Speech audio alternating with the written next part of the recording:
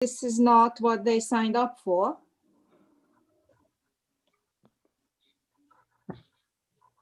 Now it says the meeting is streaming live.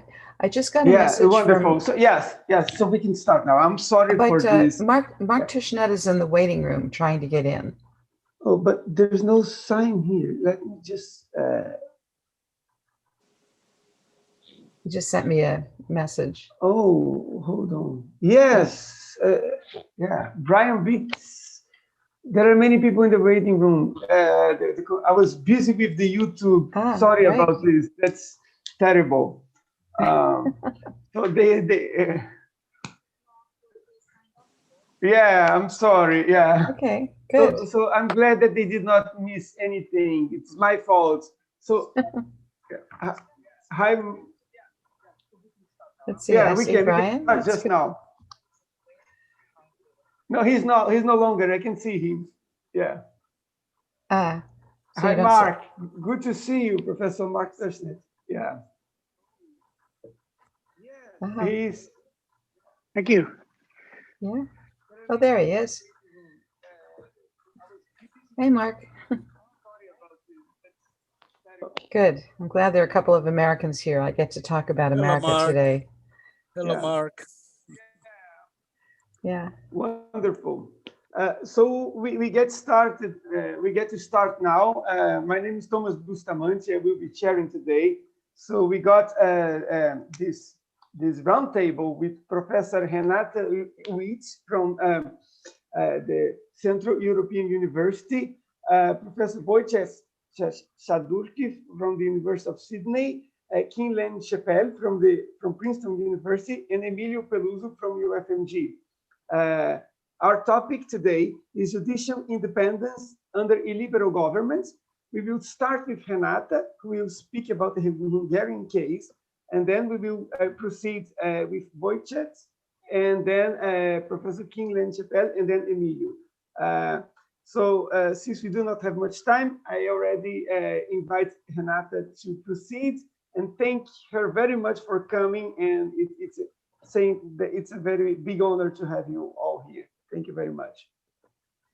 Well, thank you very much, Thomas and Emílio, for the invitation. I have to admit that it was a lot more fun last year in Sao Paulo in person. Yeah. So what I'm planning to do is, for a few steps, give the elements of the Hungarian recipe on illiberal judicial court packing, and then much of my time I would actually try to spend on why people interested in comparative constitutional law should bother about this. So the Hungarian recipe is a multi-step process. It starts with packing the constitutional court. It was definitely done in several iterations, changing the rules of appointment, changing the number of justices on the court, changing partly the rules of access to the court. The result is still a court with a sensibly broad jurisdiction. So if you look at the powers of the Hungarian Constitutional Court, you will see that it has several ways of allegedly protecting the Constitution. It, however, this access, however, really is not friendly towards imposing any type of constitutional constraint on the powers of the governing majority, or for defending those fundamental rights which the current government majority does not favor. Now, when it comes to the judicial reform, the Hungarian government launched into a judicial reform almost contemporaneously with refashioning the constitutional court. It started with a cleansing exercise, lowering the general age of retirement for ordinary judges. Then what followed was a judicial reorganization. Very conveniently, the renaming of the Supreme Court also resulted in changing its Chief Justice. there were further equally important and consequential reforms to judicial self-government or judicial self-administration. This is the National Judicial Council, to which a much more powerful National Judicial Office was added. And then much later, many years later, also there were several attempts to create separate self-standing administrative courts. Now, all of this happened because for much of the time, not for the entire time, but for much of the time, the governing regime had constitution-making majority in parliament, so they could shift the constitutional rules to their needs as they needed, and of course they could pass any legislation and any amendment to those laws and constitutional rules they deemed fit in the circumstances. I'm putting this down because there are differences in key differences in this respect in Poland. But be aware that in Hungary, making all these reforms constitutional was not really an issue for much of the time. Another important feature of the reform is that these measures were passed in conversation with European constitutional actors.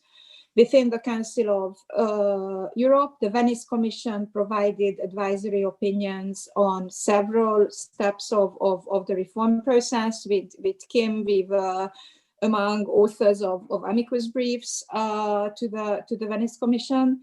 And also there is plenty of dialogue within the European Union's framework to strengthen the rule of law between the European Commission and the Hungarian government. There are several judgments, both from the European Court of Human Rights and also from the Court of Justice, that contest particular components of the reforms as a whole. However, when we look at the final picture, these judgments, although important in principle, make little dent to the impact of the system as a whole. Now, I would argue that if you are interested in illiberal judicial engineering along these lines, it's really futile to look at the resulting architecture or the system in a particular phase. Much of the elements with the Judicial Council, with the National Judiciary Office, or with types of jurisdiction before the Constitutional Court are going to be familiar from the toolkit of normal, ordinary constitutional democracy. I argued before that it's more the type of change moving from one solution than to the other that introduces illiberalism to the picture. By now, I would actually argue that if you are interested in how and why this reform is a problem, instead of taking snapshots of the judicial organization at a particular time, you have to focus on the impact of the process as a whole. This has been a process going on for a decade. It affects on a daily basis the terms of employment in a hierarchical career organization that is the judiciary. So although the decisions on judicial appointments, on retirement, on changing justices in certain key positions did affect the composition of the judiciary, the transformation of judicial culture is much more affected by the continuously ongoing and seemingly never-ending reform process. In order to underscore this point about how a snapshot really doesn't give you much away, look at the latest self-assessment that is prepared by the EU Commission itself on the effectiveness of national judiciary, the EU's Justice Scoreboard. Both the Hungarian and the Polish judiciary, if you look at the charts, in the middle of the line. They are doing very decently. Hungary has actually the most most efficient administrative judiciary, and Hungary is top in promoting alternative dispute resolution among the EU member states. If you look at spending on the judiciary, you will find that both Hungary and Poland are in the middle of the charts, but they are in the first third, in the top third, when it comes to relative spending in proportion to the GDP. And the spending on the judiciary, including judicial pay, has increased over the last few years. So if a skeptic looks at the EU's own justice scoreboard, it will say that, well, I mean, there is a lot of brouhaha about the reforms, but ultimately you have very competent judicial architectures in place. Now, when it comes to the process, I mentioned that much of this was put in place during the last decade in conversation with European constitutional actors, and especially the European Commission. I'm not trying to suggest that this was the plan all along to involve the Commission in building an illiberal judiciary, but it certainly worked out that way, and both Hungary and Poland take great advantage of the trepidations and delays of the judicial dialogue. Now, why do I believe that the reform process is illiberal? I argue in a draft paper that actually exists that the judiciary lost its capacity to constrain government action, and also it's lost its capacity to act as part of a public sphere in a recent public debate on matters of public concern, not to mention how it lost its capacity to defend those fundamental rights that the current majority does not support. Now, the impact of these processes on preserving the relative autonomy or formally even independence of the judiciary, while undermining its will to act or to trigger self-restraint through intimidation, is nothing new. This has been a well-documented technique of judicial reform on courts in authoritarian regimes. In the opening study of Tamir Mustafa and Tom Ginsberg. And essentially the entire toolkit is used to varying degrees, including what they describe, including fragmenting the judiciary, carefully monitoring access to the courts, and also undermining judicial support networks. Now, I believe that one function that remains after this engineering is the capacity of the otherwise tamed courts to be used by strategic actors on the domestic level as archivists or to document the liberal use of powers.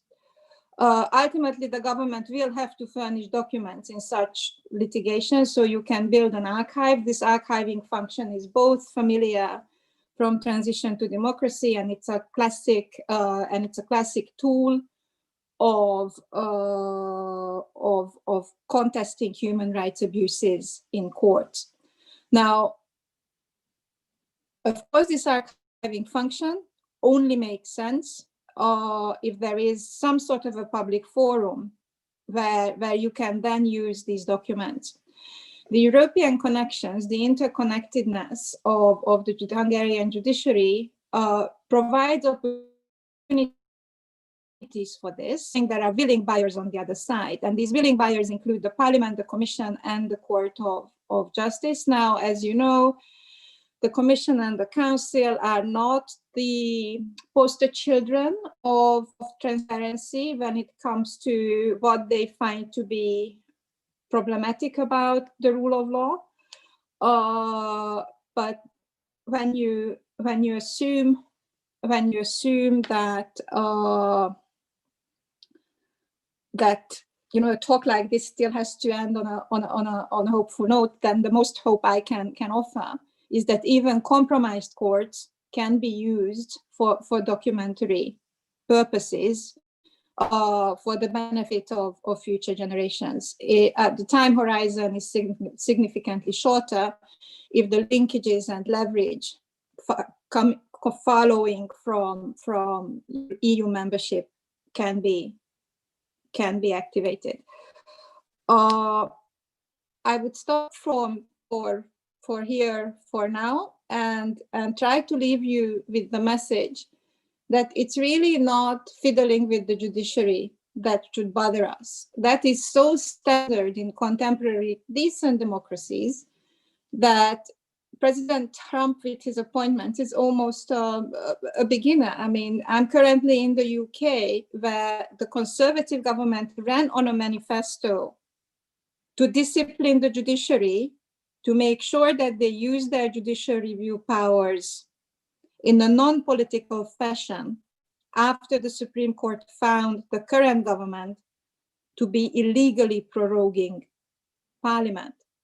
So the reason why we should bother about this is the cumulative effect of the process on constitutional democracy.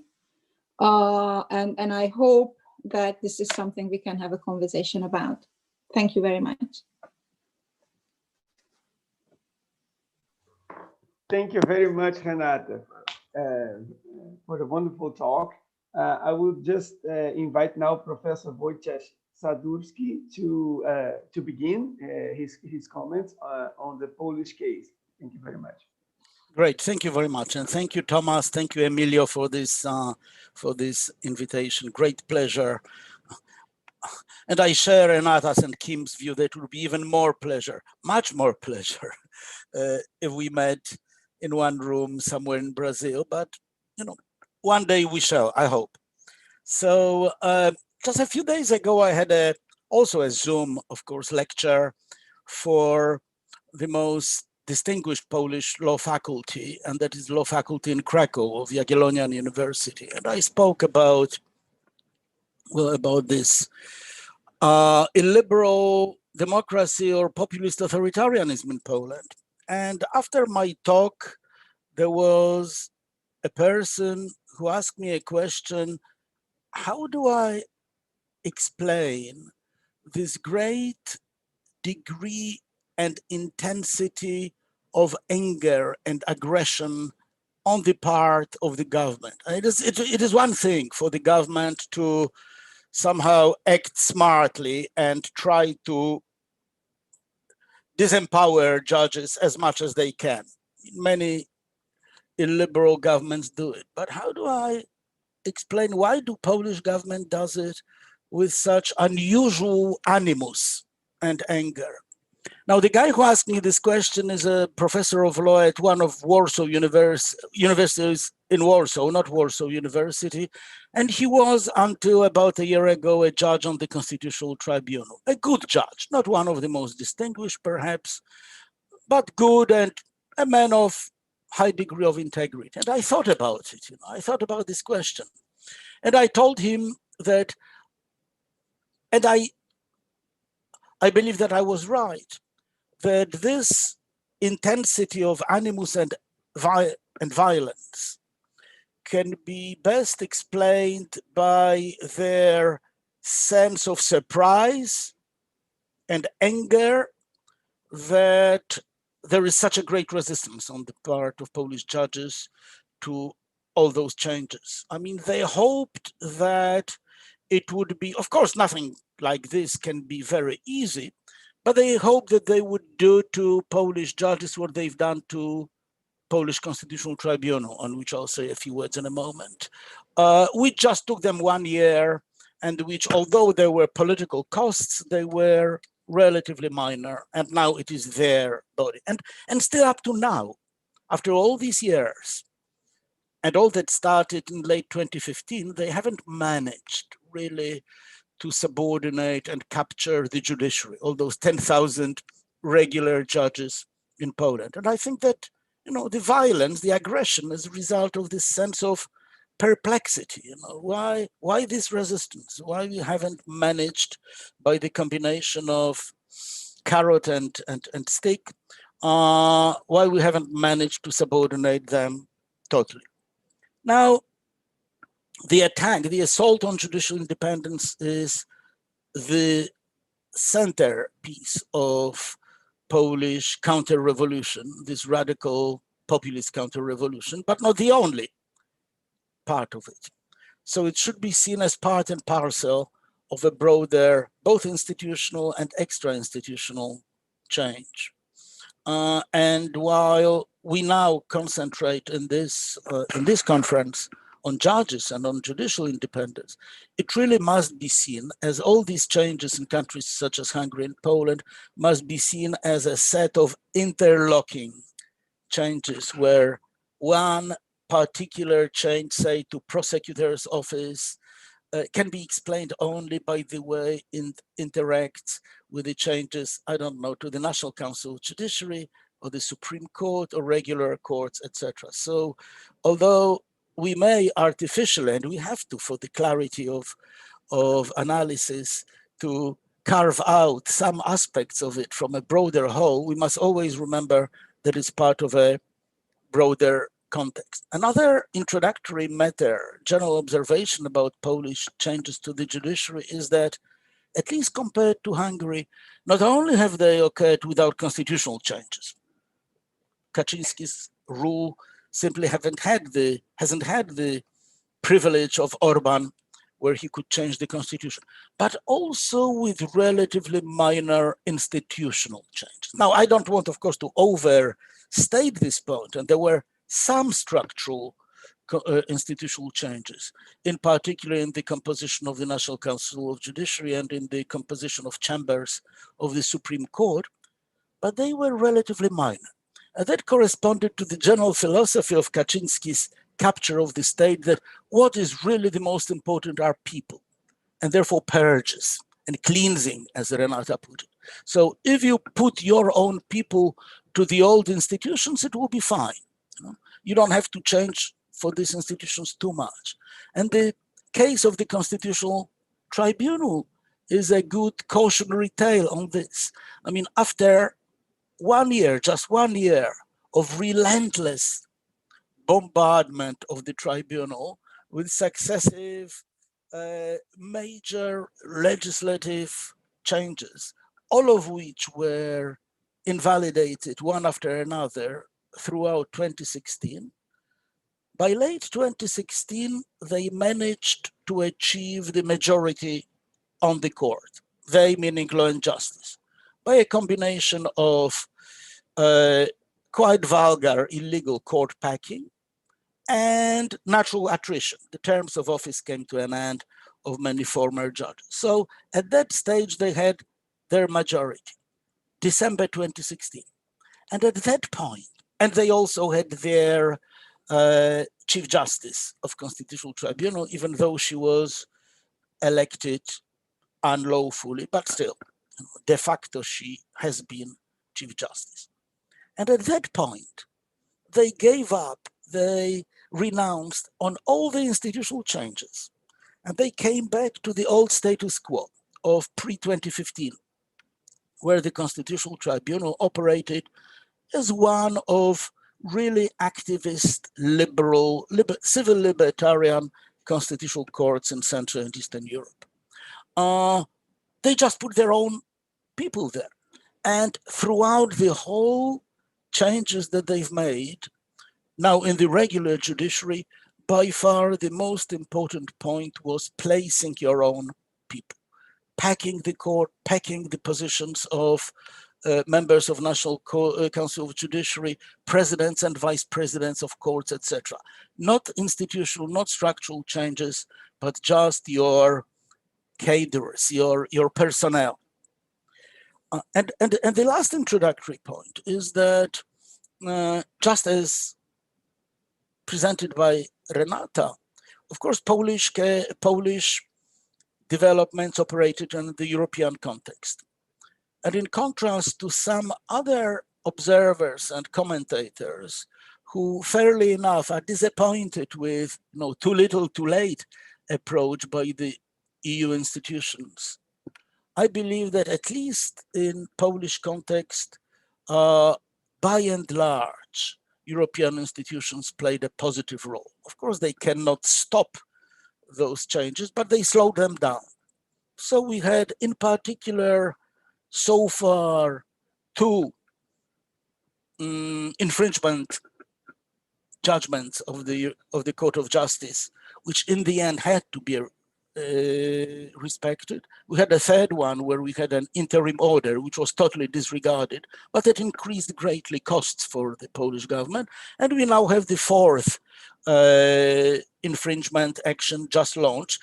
And I think that combination of that with the Article 7 and before proceeding with 2 people who are not perhaps too conversant with the EU law, which is more of a political naming and shaming type of procedure, and in combination with so-called rule of law framework, I think it created certain normative mass which had to impose certain constraints upon Polish government that grudgingly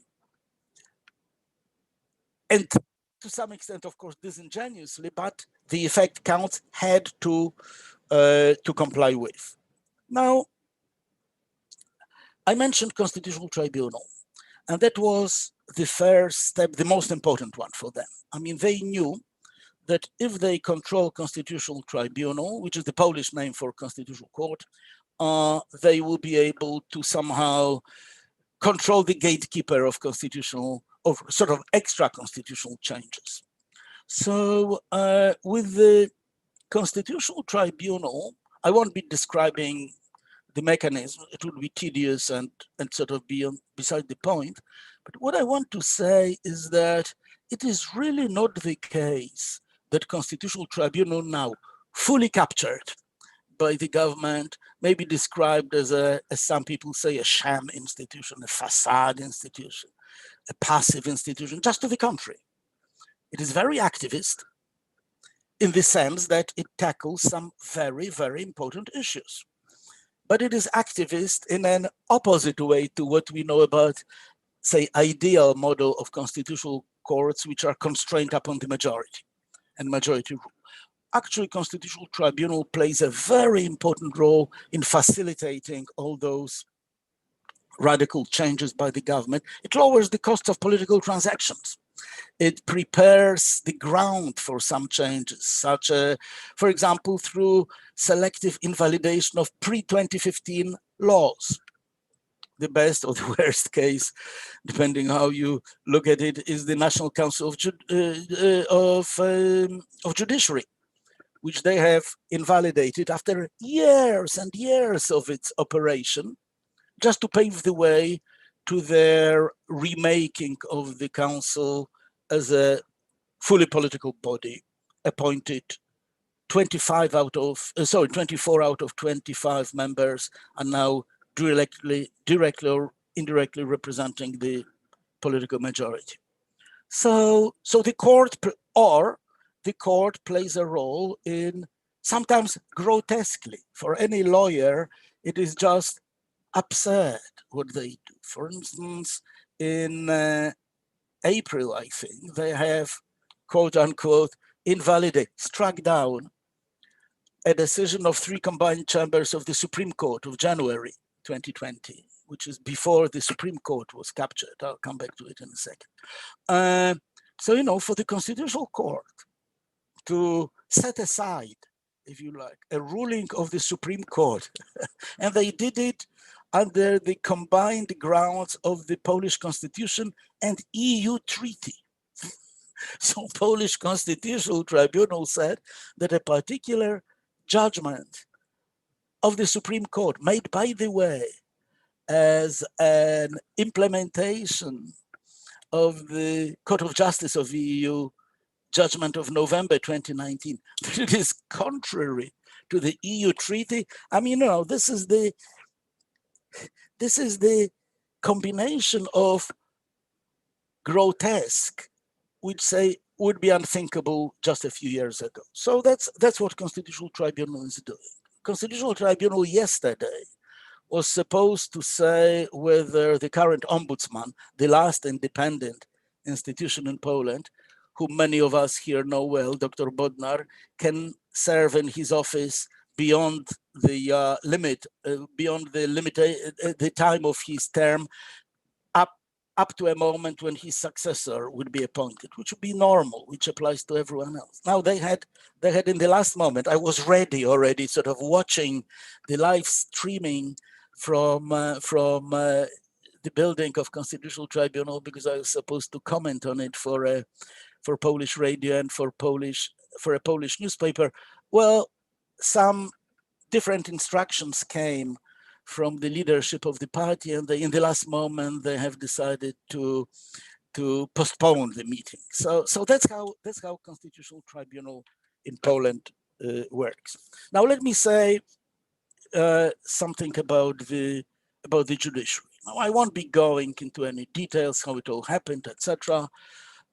What I just want to say, to paint a big picture, is that after Constitutional Tribunal, their main eyes, and after the National Council of Judiciary, which, by the way, was expelled from the European network of councils of judiciary, because even this very conservative sort of traditionalist body, they simply couldn't stand it anymore. You know, the way that that National Council in Poland has been dominated by politicians. So their eyes were on the Supreme Court. The fight for the Supreme Court was quite prolonged, drawn out, to some extent because of a very courageous stand of the then Chief Justice Małgorzata Gersdorf. But at the end, she had to step down. Her term of office came to an end. They tried to get rid of her much earlier, using the Hungarian trick of lowering of the retirement age. The Court of Justice said, no, you can't do it. And then they calculated, okay, a few more months, you know, what does it matter? So she stepped down, and then they have operated in the most, like, I would say, gangster-like way, the packing of the court, increasing of the number of seats of the court, which is one of the tricks Hungarians did for the Constitutional Tribunal. In this way, they managed to get majority because they also established 2 new chambers, all members of which were so-called judges, were appointed by the new Council of Judiciary, which reflects the current majority. Okay, and they elected their own Chief Justice, who is a good friend of Minister of Justice. So now they have the Supreme Court. What they do not have is the whole system of lower courts. That is, we have 3 levels of courts in Poland: district, regional, and appellate courts. They still don't control all of them, and there is a good deal of resistance put up. Let me just paint a picture of the tools, and I'll be coming to an end in about 5 minutes, I think, of the way they are. What is the toolbox that the government is now using against the judiciary? And that's where the action is. Also, to some extent, because judges in Poland finally, at long last, and I hope that here Kim will agree with me, have discovered that actually they can implement the constitution directly. They can operate not a Kelsenian style abstract, but a concrete scrutiny of laws under the constitution, and simply disregard, set aside, not go to the Constitutional Tribunal as they did before, stay the proceedings and ask them for the scrutiny, but do it themselves. And that sent an alarm, that set alarm bell for the government, because an idea now that we may have in Poland a US style of dispersed, decentralized, so-called concrete judicial review, I mean, that would be such a huge countervailing power to this extremely centralized, no checks and balances type of philosophy of the state that they can't tolerate. So they have to control and capture the regular judiciary. 4 ways they are doing it. How much do I have? 5 more minutes, Thomas? Yes, you have, because okay. Renata finished it earlier, so 5 it's okay. We want okay. So let me just say how they are doing it. First of all, they are doing it through subjecting judges to a personal administrative control of presidents and vice presidents of courts in the Polish system. And that was even before. The presidents were quite powerful, even though usually benign sort of supervisors. They are basically in charge of assigning cases and also assigning judges to different departments.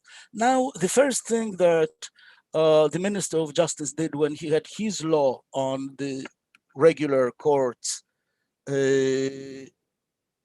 adopted in 2017 was to change almost all 150 presidents and vice presidents of Polish courts, which means that his beneficiaries and basically those presidents who are subordinate to him now control judges, and judges are aware of it, you know. And for example, if you are, as is the case of one of the most famous Polish judges, Judge Żurek, you know, all your life you've been judging and ruling very well in the penal, in the criminal department, and suddenly you are reassigned to civil law department. Well, I mean, one may of course say that a judge should be judge is a judge, you know, and he should know everything, but there is something quite unpleasant about that type of career change in your, I don't know, your late 40s or 50s.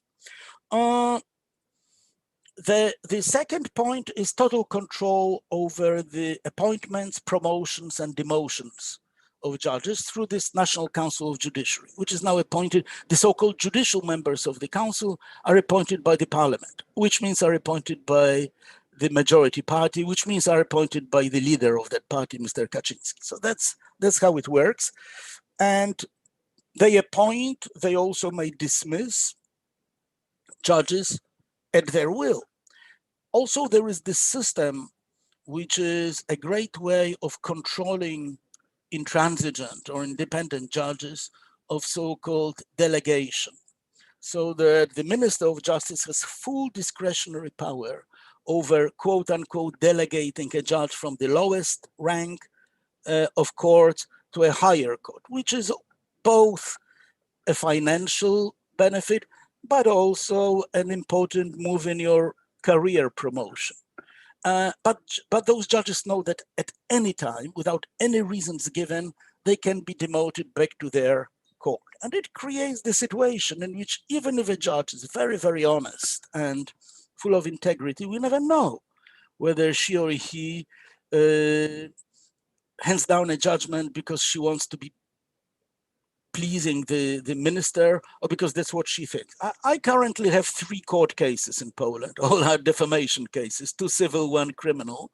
And so far I had good impression about the judges who ran my cases, but I never know whether she, so far these were only female judges, whether she's aware. One of them is so-called delegated judges, and then a judge, she recused herself, you know. So we have this situation. She knows that whatever she decides will be, in a case which is so sensitive, will be studied by the minister. I know that she knows, and she knows that I know that she knows. And it creates this situation in which, you know, the judicial independence traditionally understood is gone. Then the third tool is the so-called disciplinary system. So they've adopted a parallel system to the normal appellate system, where each court has its disciplinary, quote unquote, judges who are appointed by Minister of Justice. They are his appointees. There is no mystery about it. And now they are, I'm saying that it is parallel to the appellate system, because they are now launching disciplinary actions against judges also for the content of their judgment. Not just if a judge, you know, has a traffic accident or is suspected of stealing something from supermarket, also for their judgment, especially if judges do what the European Court of Justice mandates and requires them to do, and what the so-called muzzle law of December 2019 prohibits them from doing, that is investigating into whether another court in their own case has been properly constituted. That is, that the Court of Justice tells Polish judges, you have to scrutinize the legitimacy of judges in your case, okay, other judges in the previous steps in your case. But if they do it, they are called to disciplinary courts, and they are simply harassed, just as they are harassed, for example, for asking preliminary reference questions to the Court of Justice of the EU, which seems to be now not just the privilege, the right, and often an obligation of every single judge in every single court in the EU. Now they are prohibited from doing it, and they are called to the disciplinary action. And the final instrument in this toolbox is the use of state propaganda in various smear campaigns against judges. It actually often goes very, very nasty, and it has been proved that so-called troll farms, which produced various smear campaign based on leaked confidential documents, including personal documents, say on medical record or other things of various judges, have been run from the Ministry of Justice. I mean, this is so this is the whole setup in which judges are being now treated in Poland. Let me just say at the very last sentence, regardless of this very, very unfavorable would be a too mild way to say circumstances, Polish judges put on very good fight. There is strong resistance going on. They fight back. They have two very courageous associations of judges which take strong stand in favor of judicial independence. But if someone asks me, how it will continue, if the current government will last for another 3 years, as it may, I'm pessimistic. Thank you. Thank you very much, Professor Sadurski. Wonderful talk and very informative and enlightening for us. I invite now Emílio. Emílio is my colleague at UFMG. And he will be speaking about the Brazilian case. Emílio, it's your turn now. Welcome. Thank you so much, Thomas. I thought it was Professor Scheppele now, but if it's up to me, okay, let's. We decided to leave the U.S. election for last. Okay. Okay. All right, that's right. Okay, so I'll try to share my screen here. Just a second.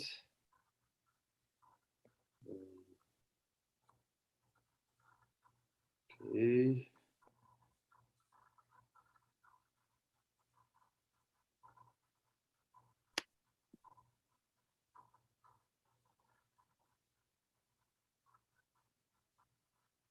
Is it working there?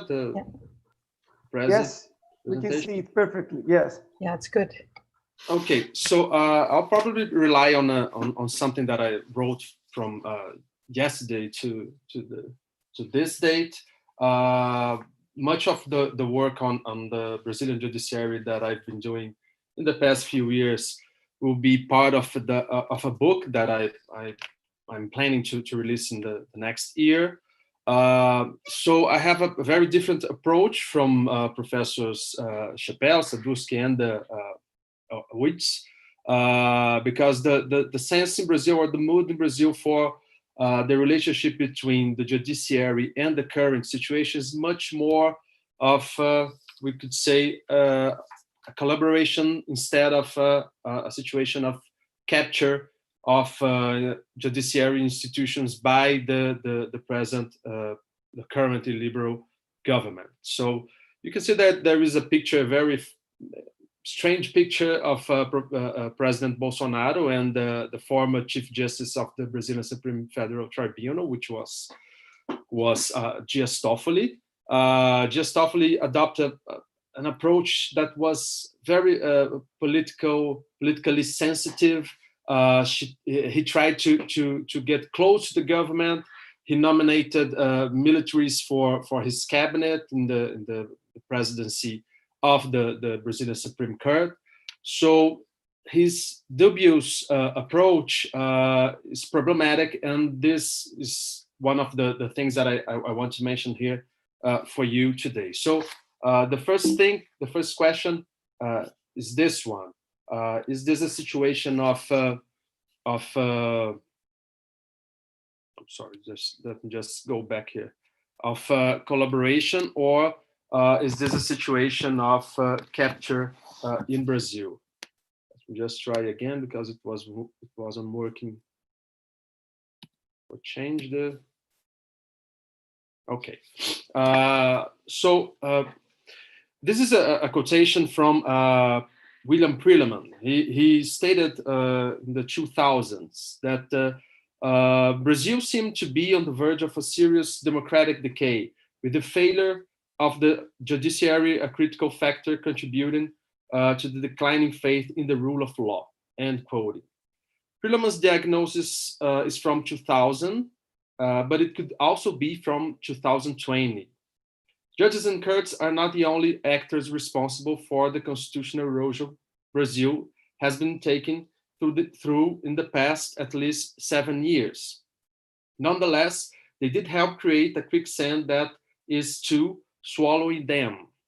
Instead of being captured as in other constitutional orders abroad, such as Hungary, Poland, and also the US, they have much more collaborated to the current situation. Achievements and improvements in favor of the 1988 Constitution can be observed in the past 30 years. That is true. Abortion in cases of anencephaly, authorization for research with stem cells, quotas in universities and in electoral funding, freedom of expression in favor of the decriminalization of marijuana, the protection of same-sex relationships, the criminal protection against homophobic acts. Also, recent examples of curbing Bolsonaro's authoritarian attempts took place. We could mention halting the government's propaganda against quarantine measures, leveling the power of states for adopting COVID-19 fighting measures, controlling the power to issue provisional measures or medidas provisórias, the measures that are adopted by the president as law, limiting police operations in Rio's favelas during the pandemic, invalidating state laws aiming at restricting freedom of expression in schools, or even dismissing any interpretation that the armed forces are tutors of Brazilian politics. The denial that Article 142 of the 1988 Constitution could provide a moderating power. However, the judicial branch is a public institution, and in that sense is subject to public accountability. Not, of course, in a sense of allowing attacks to destroy the skirts as far-right movements have been doing in Brazil. Professor Sadurski just mentioned the troll farms right now, and this is something that happens also in Brazil. But what is at stake is academically qualified criticism that it has the sole aim to preserve the institutions subject to scientific assessment. In that sense, Brazilian judicial branch can and shall be criticized.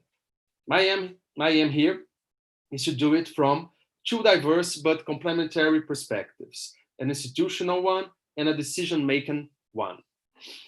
So the transition from the dictatorship of 1964-1985 did not present severe institutional reforms in the judiciary branch. Change took place, but they were not institutional reforms, at least in the sense provided for by transitional justice theories. If courts were an obstacle right at the start of the dictatorship, with the habeas corpus writs favoring students and governors, after 1966, the juridical apparatus of the dictatorship tamed judges and courts with retirements and clauses of no oversight of the acts of the authoritarian government. Throughout the 70s, the Brazilian judiciary juridified or made it juridical the repression to political opponents via the idea of authoritarian legality, as Professor Anthony Pereira conceived it. The effect was one of insulation of the courts. As Prilleman pointed out, in the 70s and the 80s, polls suggested that the courts were elitists, isolated, and inefficient. The transition that took place in the Constituent Assembly of 1987-88 allowed that a discourse of independence could be used in favor of no accountability and more prerogatives, being them institutional or individual ones.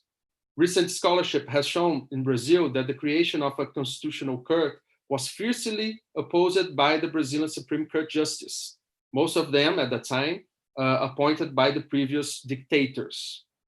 The installment of external control over the magistrates was seen as something proposed by Idi Amin or the Nazi. When the 1988 Constitution went into force, Brazilian Supreme Court justice were not prepared for its progressive shape and restricted the enforcement of diverse constitutional rights using theories from the 60s. And only in 2004, a National Council of Justice was created with a majority of judges inside it to hold judicial authorities accountable, with important, however, restricted results.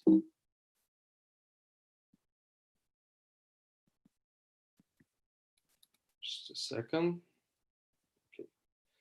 So after this brief recollection, consider the institutional perspective of criticism to the Brazilian judiciary. Throughout the last 30 years, both the Constitution and statutory law were used to increase salaries and benefits. Brazilian judges, on average, receive one of the highest salaries in the world, $9,000. Related to GDP, the judiciary budget in Brazil reaches 1.4%.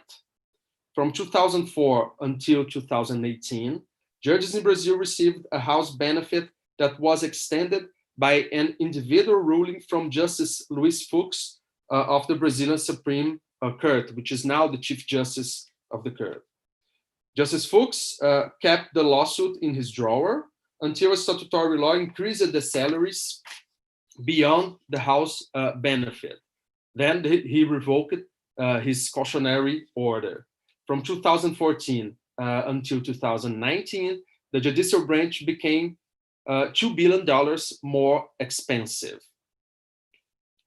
So beyond this problem related to the salaries of judges, there are further problems. I just mentioned the low accountability, but there is also the problem related to the way by which judges get into office in Brazil.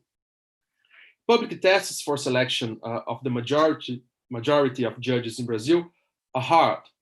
Usually, the applicant must study for a period of 5 years with economic sacrifices for his or her family that must support him. The family's support is not at the range of the majority of the population.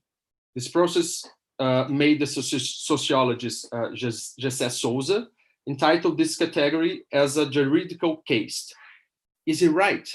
So there is this advertising from a course that prepares people for engaging in the public tests of judges and prosecutors. And the advertising is that be a judge or prosecutor, be a hero. So these are the data collected by the Association of Brazilian Magistrates in 2018. 16.3% of judges are men in Brazil.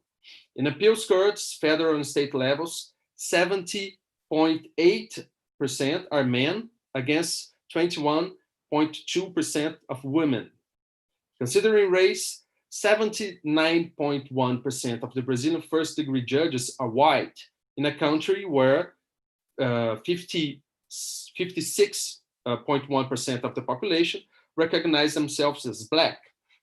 70.1% of the judges have their property and would still receive house benefits as a general rule, at least between 2014 and 2018. Although judges seem to be concerned with the rule of law and human rights norms, only 28.5% agree with custody hearings, a recent procedure used in Brazil to those in prison in case of flagrante delicto as an essential procedural mechanism. Let me move to the second perspective of criticism, the decision-making one.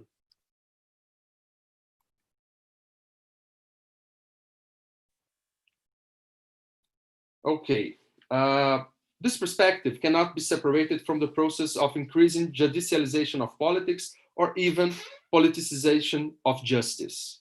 The best example of this mixture between politics and courts comes from the Operation Car Wash. The investigation surrounded crimes of bribery and money laundering that involved contracts with the public companies, such as the big oil company Petrobras. A wide range of entrepreneurs and politicians were arrested, mainly through the jurisdiction of car wash operation personification, former Judge Sérgio Moro. Moro consolidated three measures during the operation: collaboration agreements, pretrial detention, and anticipation of final imprisonments. All of them had led to the flexibilization of the rule of law in Brazil. Moro also tapped former presidents Lula and Dilma when she was in office, and should be at the time tried by the Brazilian Supreme Court. He considered that someone should be left in prison until a collaboration agreement was proposed by this person. And conversations between Moro and prosecutors were leaked recently and showed that he had acted much more in favor of the accusation than as an impartial judge. And then Moro became Bolsonaro's Minister of Justice and Public Security for 16 months. He left the government accusing Bolsonaro of interfering with the federal police. Brazilian Supreme Court seemed to have got the virus of the car wash operation. For diverse times during the political crisis that has been haunting Brazil, at least from 2013 on, the court bended to public opinion pressure, if there is something like that, public opinion pressure. So let me just show it to you.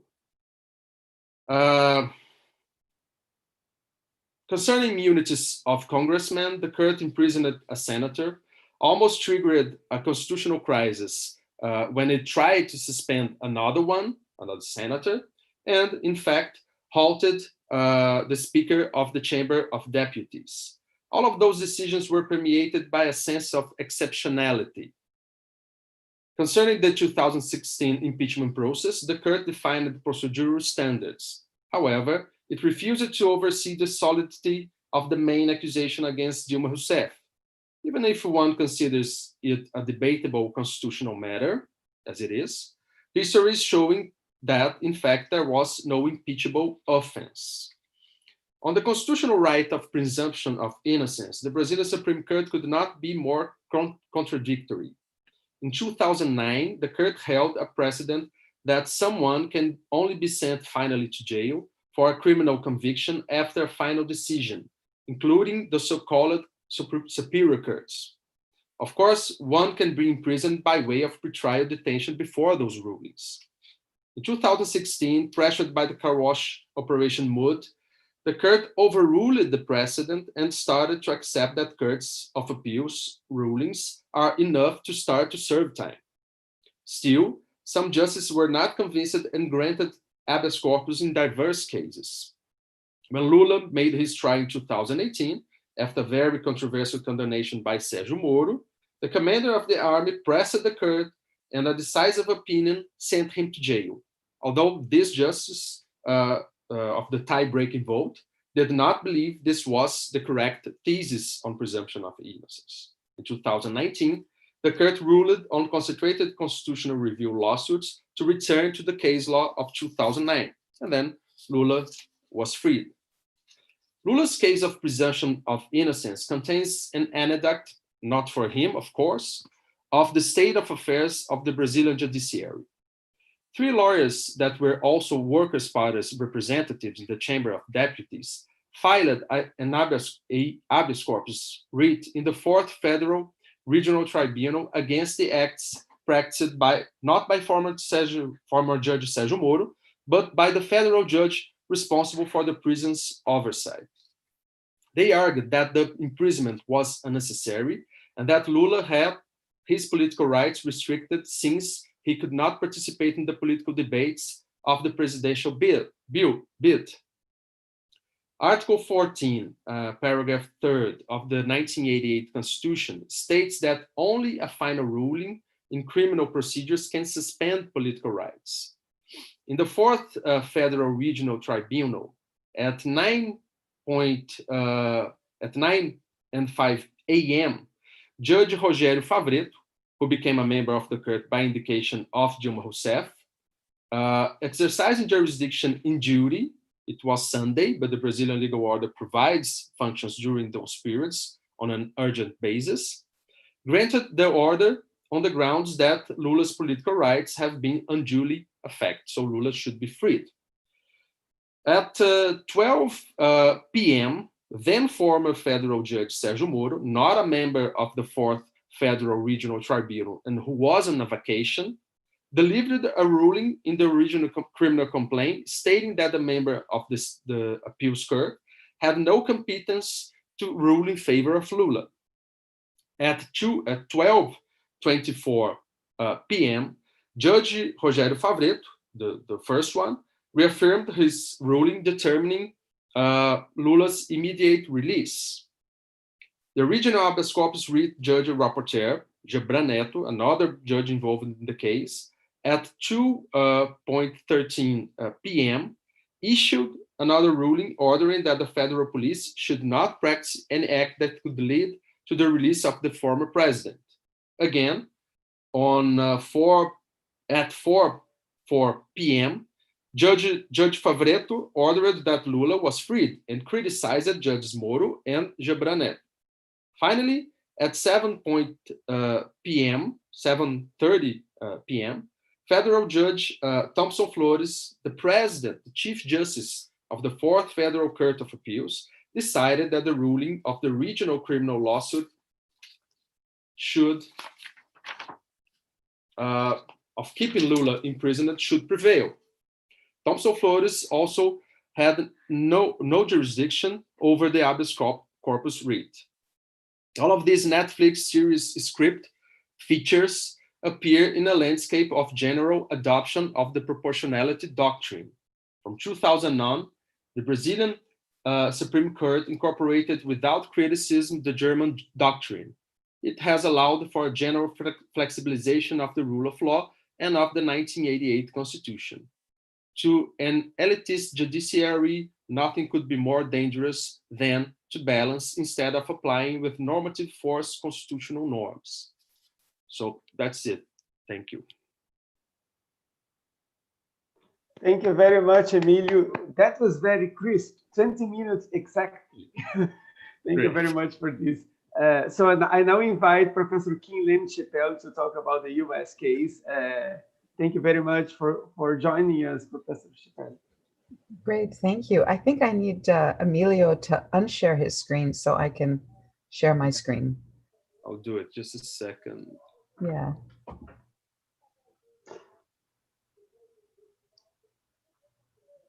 Just trying to do it. Okay. Yeah, usually at the very top, there's something that says unshare screen. Okay, great. Yeah. There we go. Okay, terrific. So I'm going to share my screen. I hope you can all see it. Yeah. Yes, perfectly. Yeah. So, normally when I talk about judicial independence, I'm talking about Hungary, or I'm talking about Poland, or I'm talking about the EU. And one of the things about this panel is that there are experts on those topics. So as we were debating, what would I do on a panel where there was somebody who's written a lot about Hungary and somebody who's written a lot about Poland, I thought I would say something about the United States. Unaccustomed as I am to talking about the United States, this is not really what I write about most of the time. But one of the questions I think a lot of us are facing right now is whether the US has become or has been weakened to the point where you can use the term illiberal democracy to apply to it. Now, those of you who know me and have heard me talk about the US over the last several years know that I was sort of one of the people who said at the very beginning of President Trump's term of office that, he said a lot of terrible things. I didn't vote for him. I haven't agreed with him. I protested the content of many of his policies, but I sort of thought the US system would hold together. Now I'm not so sure. So for me, the turning point came when Trump declared a state of emergency in order to grab money to build his wall along the southern border of the United States. And the reason why that was, I think, a turning point was that it was the first time that it looked like he realized that law was something he could use instrumentally. So not just kind of busting through all the norms, but where he could really use the law in order to construct something that he wouldn't have otherwise been able to do. And shortly thereafter, he put in place an attorney general who's been willing to use the law in this instrumental fashion. And since that time, it seems to me, the American system has shown a lot more weaknesses than I would have imagined it would show. But what I'm going to focus on today is the kind of present situation. Every American right now is all they can think about is the election, I'm afraid, which is coming up on the 3rd of November. And the election is really important because it seems to me that if President Trump is reelected, I think American institutions are really in trouble. I think they're still kind of holding, but not necessarily. And in the middle of this election season, because voting has already started already, we have record numbers of people who were voting early. In the middle of this election season, there's a battle for the heart and soul, in some sense, of the American federal judiciary. And depending on the outcome of this election, there may be some changes that are coming to it. So the first thing about the election is that President Trump is probably going to lose if this were some sane electoral system, which had some way of measuring majority support. There would be no doubt that the president would lose. We have a very complex system. You will all know about the Electoral College, in which it's not the popular vote, but the vote of states taken separately. Essentially, American elections are 50 state elections added up, and every state has its own rules and so on. So by the time you figure in the peculiarities of the American system, together with the fact that we now have a party system in which the Republican Party, which has been losing its basic demographics for some time, so now the Republican Party is the party of vote suppression. So it wants to prevent people from voting, particularly the people who might vote against it.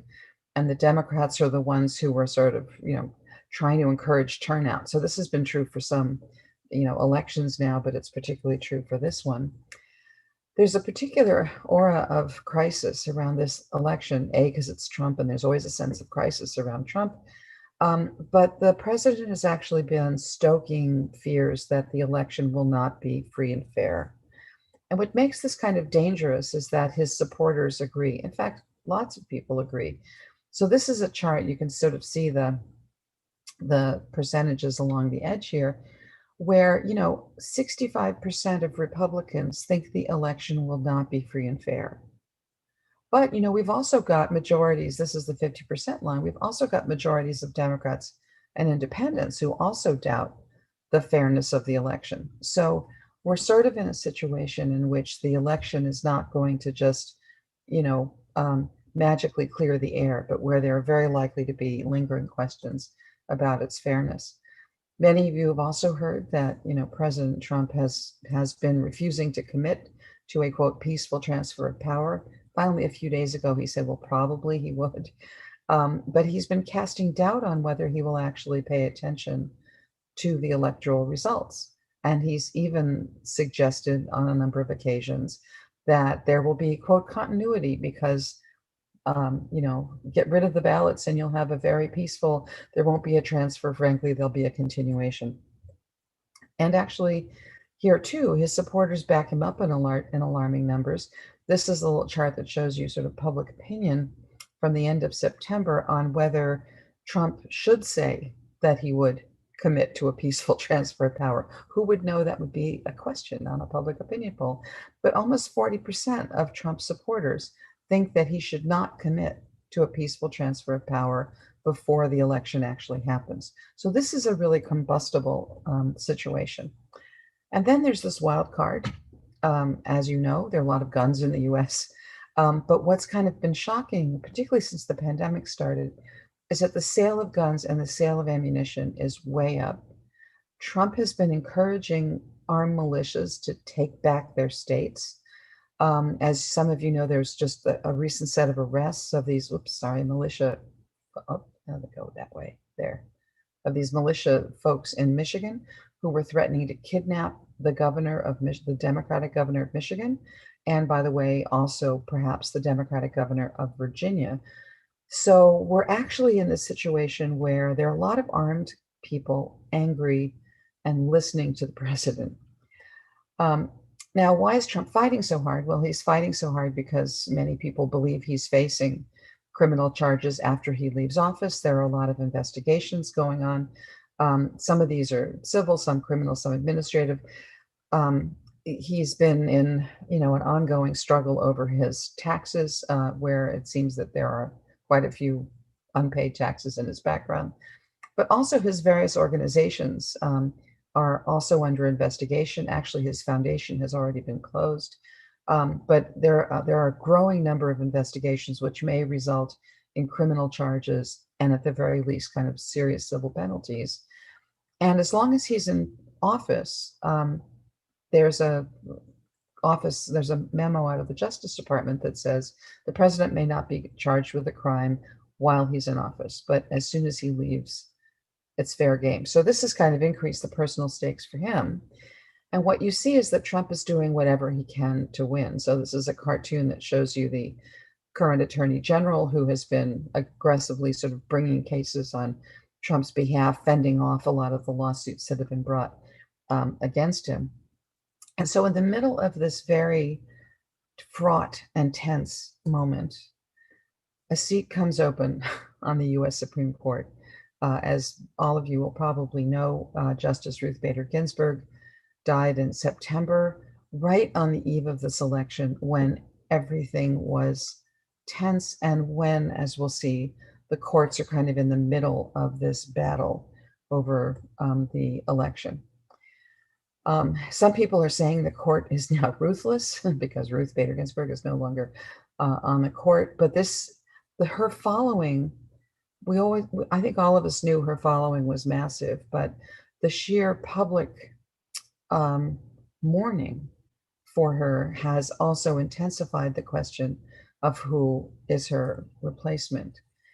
Now, President Trump, because again, she dies 43 days before the election, President Trump immediately nominates her replacement, and this is a picture of her replacement, current judge on the U.S. Court of Appeals for the Seventh Circuit. She's only been on this court for a couple of years. She's young, so this continues something we've been seeing for some time of particularly the Republicans naming judges who were very, very young, who can be expected to stay on the court for decades. And to say that Amy Coney Barrett is conservative is to understate the matter. She is probably well to the right of all but maybe one of the other justices currently on the court, continuing something that Republicans have been doing for some time, which is to save their most conservative, most norm-busting appointments for people whom the Democrats would find hard to attack because they're either Black or they're a woman. So this is, again, an 11th hour appointment right before the election of somebody who would be quite controversial for her views if the Democrats felt like they could attack them. Some of you also know that when she was introduced, her nomination was made. She appeared at a ceremony in the White House Rose Garden where lots of unmasked people crowded together. And there are, probably, there are at least 12 people named who caught COVID or seem to have spread it at that event. And literally the White House was kind of shut down for a week after this because the president, the first lady, and, a whole bunch of senior advisors got sick after all of this. The judge herself had COVID this summer, so she seems to be immune, but this turned into the super spreader event. So Barrett is being rushed through the Senate right now because, of course, the U.S. Constitution requires the Senate's approval before a judge is put onto the Supreme Court. And the Republicans are, as usual, enabling Trump to kind of pack the court with this additional judge. And Trump himself explained, rather candidly, and you never know whether he says these things because he really means it or he's just trying to get press attention or what, but he said, I think this election will wind up in the Supreme Court. And I think it's very important we have 9 justices. I think having a 4-4 situation is not good. Which is to say, he explicitly said before naming her that he wants a tiebreaker because one of the 4 conservatives, the Chief Justice John Roberts, is not necessarily a reliable vote, especially in these cases where the legitimacy of the court is itself at stake. Now, a little bit about the framework. For many of you will know this, and I'm sorry for the repetition, but it's worth saying that the US Constitution actually does not say that much, either about the appointment of judges or even, for that matter, about the federal courts. So under Article 2, which is the very short part of the Constitution that explains what the presidency is all about, it says that the president shall nominate and, by and with the advice and consent of the Senate, shall appoint judges of the Supreme Court. You'll notice it actually doesn't say how the nominations are arrived at. I've long thought that it would be perfectly consistent with the Constitution to have like a professional nominating body that would recommend to the president and then he would nominate. No bar on something like that. And in terms of advice and consent of the Senate, it doesn't say by what rules. Elsewhere in the Constitution, it says the Senate makes up its own rules of procedure. And as we'll see, the Senate has used a variety of different rules for giving its advice and consent. So this is a kind of bare bones outline. And right now, the system is pressing very hard on what this clause means. And then when you look at what the Constitution says about the judiciary itself, it also is bare bones, doesn't say much. The judicial power of the United States shall be invested in one Supreme Court. So all we know is that there can only be one of them, and in such inferior courts as the Congress may from time to time ordain and establish, which is to say, all the rest of the courts in the system have no constitutional status, except insofar as the Constitution gives the Congress the power to set them up and to control their system of appointments. Because you'll notice the appointment clause, here is, shall appoint justices of the Supreme Court and then other officers. So this has been held to also apply to the other judges. Now, everybody knows federal judges in the US have life tenure. It doesn't say in the Constitution they have life tenure. What it says is that judges shall, quote, hold their offices during good behavior. The thought being that once they're installed, they can't be removed. And then that has turned into life appointments. And so one of the questions, and we'll see that there are now some proposals, one, to change the number of judges on the court because it doesn't say how many there are. And second of all is to change what the good behavior clause means to not being life tenure, but life tenure during a term. So all of these questions are coming up. So why is there so much pressure on the court right now? Well, a lot of this is because there has been a kind of long-standing, the Republicans have cared a whole lot more about the judiciary than the Democrats have. And this has resulted in really rather draconian, in a system in which the Republicans prioritize judicial appointments over many other things. So, and there's right now, hypocrisy is the order of the day with regard to Supreme Court appointments. So the last time we had an election, presidential election in 2016, right on the eve of that election, Antonin Scalia, one of the court's most colorful judges and conservative judges, died in February of an election year. And the majority leader in the Senate, who would control the advice and consent process, refused to even hold a hearing on Obama's nomination of a replacement judge. And McConnell invoked a rule, which nobody had heard of before that time, that no president could appoint a Supreme Court justice in his last year in office, in the president's last year in office. Never mind that in the preceding 70 years, there'd been 9 such appointments, so it actually didn't seem to be a norm. But this was announced as a reason why Merrick Garland, who was Obama's nomination for the Supreme Court, could not get a hearing. So you'd think another justice dies, 47 days before the election. So obviously the Obama rule should apply here. And the answer is, no, it doesn't. So the Senate Majority Leader, Trump, makes a nomination even before Justice Ginsburg is buried. McConnell then immediately sets up the hearing to race this appointment through before the election. And this happens in a context in which the Democrats are still angry over Garland, right? The fact that Obama was denied a Supreme Court appointment meant that when a conservative stepped down, a liberal could have been put in place. Instead, because the Senate refused to act, they put in place another conservative, maintaining what was then a 5-4 majority. And this has been thought to be and been spoken of ever since that time as a kind of stolen seat. Okay. And so now, with the appointment of, then there was an appointment that came up sort of in the normal course of things. And now Trump may get his third appointment in less than 4 years. And what it will do is flip the court from a sort of 5-4 court with 5 Republican appointees and 4 Democratic appointees to a 6-3 court. In other words, a kind of bulletproof majority that you can imagine will not waffle, as this court occasionally does, on crucial issues. Now, I should say a conservative court is not new. This graphic at the bottom, just visually, so there have been through most of the court's history, but not all of it, 9 judges. So you see here 9 judges. And this tells you, if you take a kind of cut down through, it tells you what the composition of the court is. And basically, you know, you need 5 judges for a majority. We've had a conservative majority on this court for most of my adult life, which is to say, you know, since the late 70s, early 80s, there has been a working conservative majority.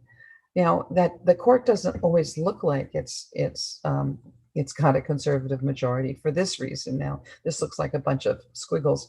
Here's the way to read this.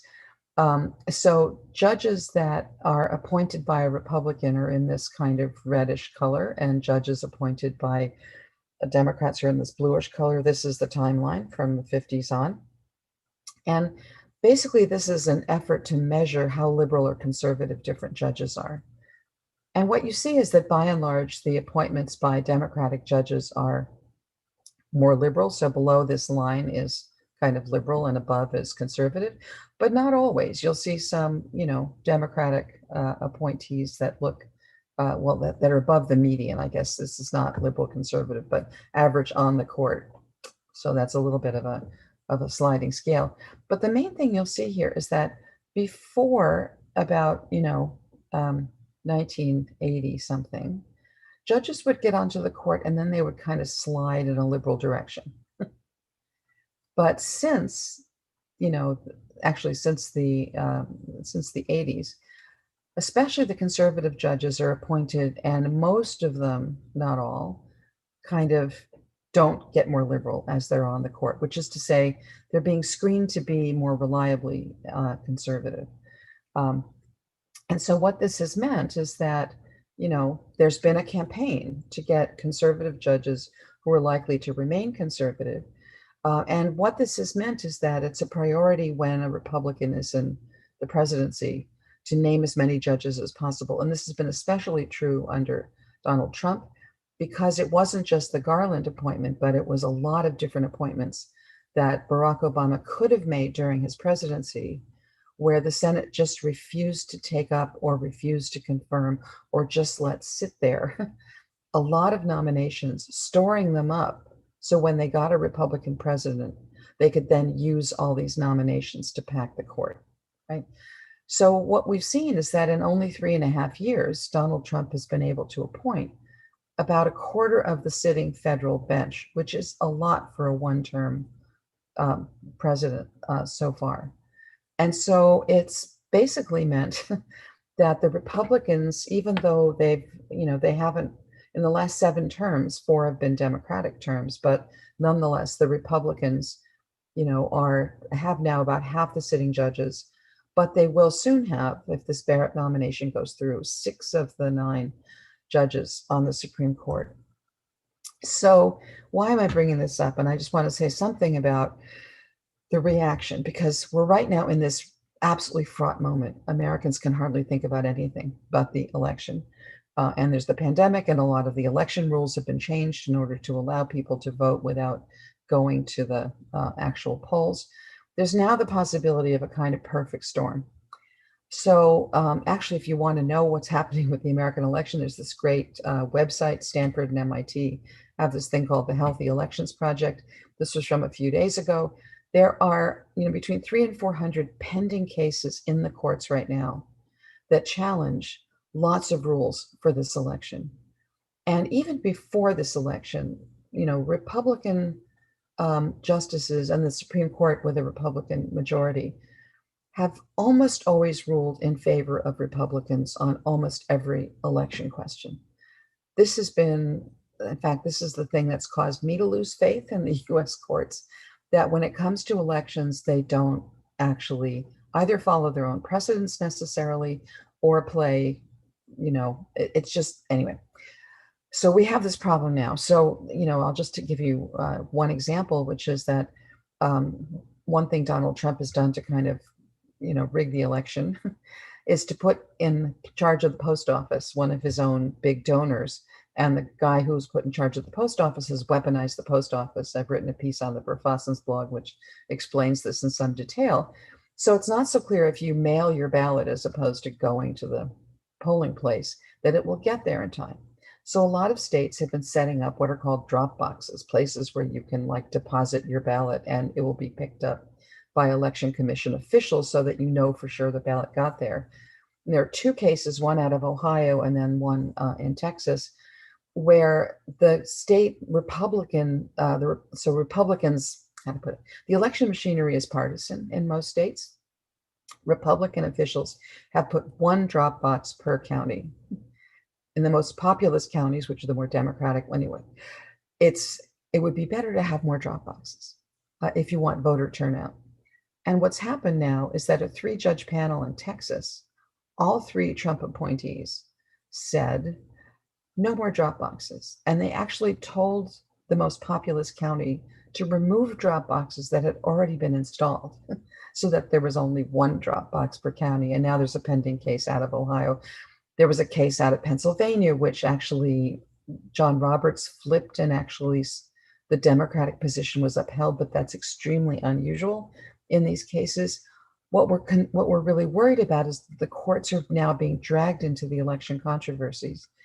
And with a conservative court, as Trump said, he expects the election to wind up in the courts. And the worry is that if Judge Barrett gets onto the court, this court will just have a fixed Republican majority, and then who knows what will happen with the election results. I'm going to skip this part because I'm not sure how likely it is, but what we expect is there's a lot of litigation now. We expect a ton of litigation afterwards. So why am I talking about this in a panel on illiberalism and judicial independence?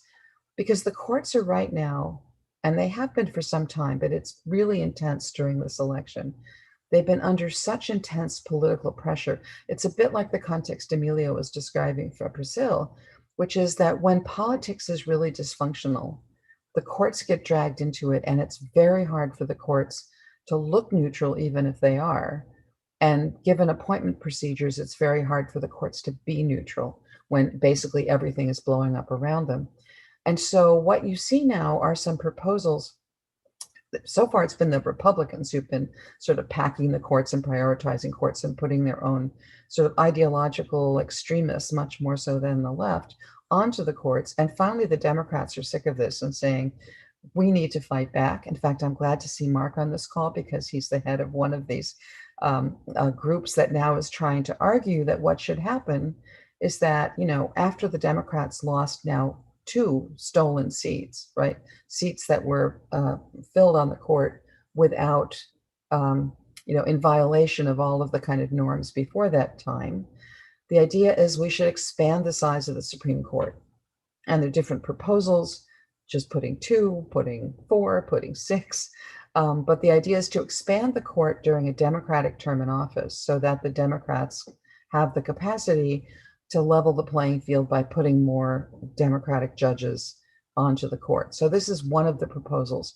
Court packing always looks bad, and I've actually been an opponent of it, not because I wanted to endorse what the Republicans had done, but because it will really make very visible to a general public that the courts are not independent of political forces.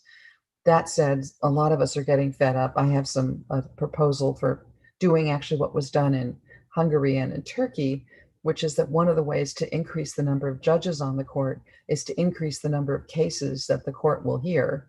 And then because there will be so many more cases, you need more judges to handle all the cases. And the idea for the Americans, I'll just say this in code, is to try to require and shadow docket cases for the court to issue reasoned opinions. We can talk about that in the Q&A, but this is one of the proposals. The other proposal is term limits, because, you know, judges now serve for life and they serve until their death oftentimes. And what it means is that vacancies come up at some unpredictable rate. The fact that Trump got 3 nominations in less than 4 years, whereas Obama got 2 in 8 years, is one of those things that has really, you know, sort of unbalanced the court. So there will almost surely be introduced into the next Congress a proposal to limit the terms of judges to 18 years, which on one hand looks like a good government measure. We should have had this all along. Huge numbers of Americans agree with this. The question is how you do the transition, because if Amy Barrett goes on the court at age 48, it will be several decades before a new judge could be brought in with a term limit. And so for many people, this isn't fast enough, but this is something that is being considered. And so there's a real question right now about whether the courts will remain independent. I think there's a real question about whether the courts are actually independent now, given this long-standing sort of Republican sort of court packing move. But the point is that this is now kind of, those of us who teach, you know, constitutional law and who teach US federal law have seen this problem for a long time, but it's been sort of a technical problem. It's been something where the general public still, I think, has had faith in the courts.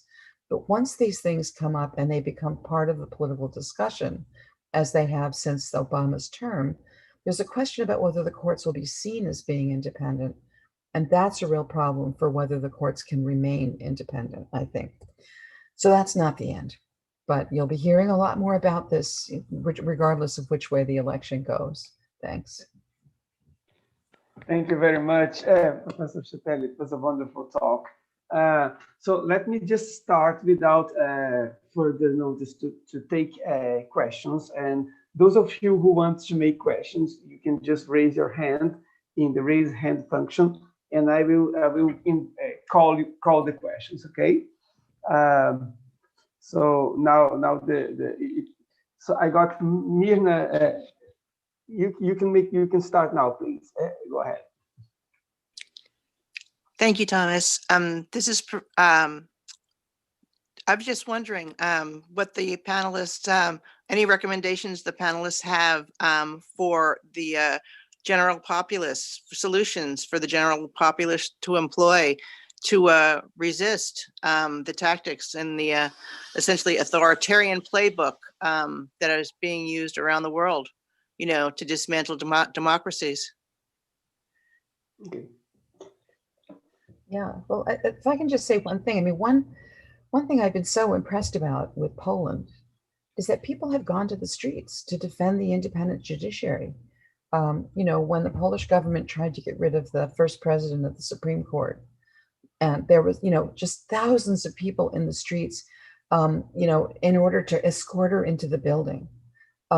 There's just been a massive, just encouraging, heartening level of support. In Hungary, when the courts were taken over, not so much. You know, a lot of us were screaming, and people sort of knew about it. But I just felt like there was just a lot more cynicism there. The U.S. is now mobilizing, but in this partisan way, like the Republicans are going to save their judges and the Democrats are mobilizing. So there's a problem when you get this thing out to the public about whether you don't make it worse by forcing courts into the model of politics where everybody defends their own judges. What was really interesting about Poland was that the demonstrations were really in defense of judicial independence. So that's where I think that you know, this is what you've got to do to try to save the courts, is to prevent the, you know, monkey business in some sense that goes on with appointments by getting people to defend the courts as such, rather than to defend what their party is doing or not doing to the courts. Can I make a question to because I would have a question for each of you. So it's very short. If you agree, we can extend the session for 20 minutes after planned, so we can get a chance for everyone to make a question. Professor Mark Terschet, would you like to make the question first? I saw that you got your hand up. Please go ahead first. Okay, I just have two observations. One is that in designing constitutional courts, which is what I think about, not ordinary courts, but constitutional courts, we always want a combination of independence and accountability. And all designs have some mechanisms for having some degree of what I would call political accountability, as well as accountability to law. And I think it's important in thinking about these sorts of situations, not to say the only consideration that we should be thinking about is preservation of a very strong notion of, call it, unaccountable independent judges. Okay, that's the first thing. The second thing is that when I think about these things, I go back to the classic article in US constitutional political science about the US Supreme Court by Robert Dahl, who said the US Supreme Court is never for very long out of sync with the governing national coalition. And there are lots of interesting analytic points that you can make or work out of that formulation. But the core idea is if you've got an illiberal government, elected government, you're going to eventually get illiberal courts. And so it's sort of not surprising to see illiberal governments in, again, liberal elected governments in Hungary and Poland, trying to, and to some degree succeeding in, making the courts illiberal. Indeed, it would be surprising if they didn't try to do it, and surprising if over the long run, they didn't succeed. Now, some of the interesting features of this formulation are, how long does it take? Are the illiberals going to be in power for the time it takes to get it done? And what's the nature of, I'll put it this way, the opposition coalition to the governing coalition? So in Poland, it appears that the opposition coalition, the opposition has non-trivial resources available to it. Wins municipal elections, came close to winning the presidential election, and the like, whereas in Hungary, for a variety of reasons, the opposition has been disabled. Okay, so the second observation is, at some level, we shouldn't be surprised to see illiberal courts in illiberal democracies. Thank you, Professor Terschet. Would anybody, any of the speakers like to add something in response? To say something in response, Professor? Unless there is someone who would like to speak or to ask a question, can I? Of course, you go first. Thank you. So as to Mirna's, if I may, question, well, it's very difficult to have recommendation for the general public about what to do about courts' independence. Of course, we would all like to say, well, if this sort of monkey business is going on, we the people should go out in the streets. And as Kim has said, yes, it has happened in Poland several times, but judges are unlikely heroes in public imagination. They are, especially in the civil law systems, they are largely anonymous, unknown. They are not like RBG. You normally don't know their names, you don't know their doctrines and ideas, etc. So just as Kim said, there is a sense we are defending an abstract idea of judicial independence rather than specific judges whom we often don't know. But it's very difficult to get people out to the street for abstract ideas. I mean, it's so that is why even in Poland, where I believe the sort of people's power type of defense of judicial independence was the strongest in Europe, it was very episodic. So I don't have any other ideas. I mean, I love it, but I don't think that it is very likely to be sustained. There's no other way of getting the current situation changed than to vote these people out of office. To Mark, I would say this. Look, when it comes to constitutional courts, I'm very much in favor of finding some sort of balance between independence and accountability. And I do not necessarily want to look at it as a balance in the sense that there is zero-sum game, so that you have more independence and less accountability and vice versa.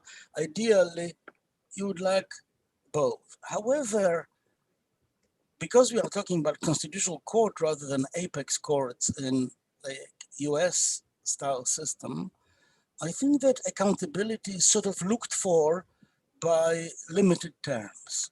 And limited terms in, like in Poland is 9 years. It's reasonably short by other standards. So this fact that there are limited terms and that there will be re-election appointment of someone else after these 9 years, that sort of looks after accountability part of it, I think.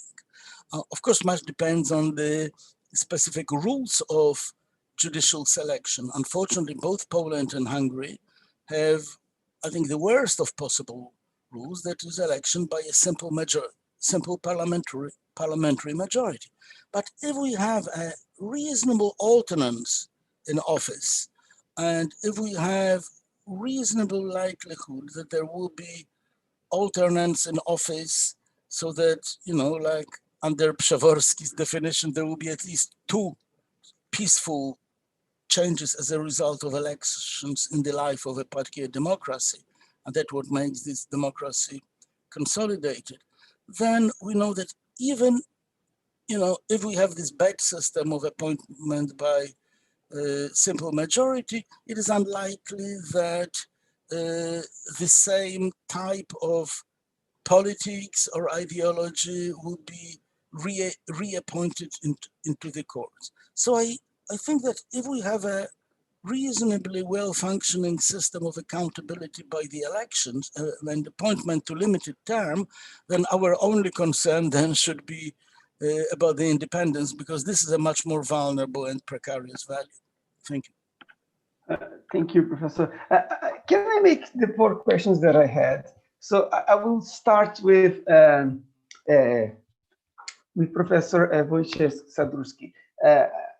In a recent paper, you mentioned about the limited efficacy of institutional design to contain illiberalism and populism in the executive. Do you think that this principle applies in what ways? I mean, how far should we believe it? Because my point is that I tend to agree with you, and then I come to the second question. You will realize why. Because as Emílio said, I know no country in the world in which judicial independence is more protected than Brazil. Everything is in the constitution. They cannot be moved. They cannot have their salaries reduced. They have appointments for life. They have nominations by merit and by public competition rather than political office. They have a very strong protection. They have the highest judicial salary in the world, and yet they are by nature Brazilian judges, not by nature, but of course, but the vast majority of judges they are pro-Bolsonaro, and they were pro-Bolsonaro before he got elected. I submit that partly Bolsonaro was elected, partly, in part, he was elected because judges acted for it.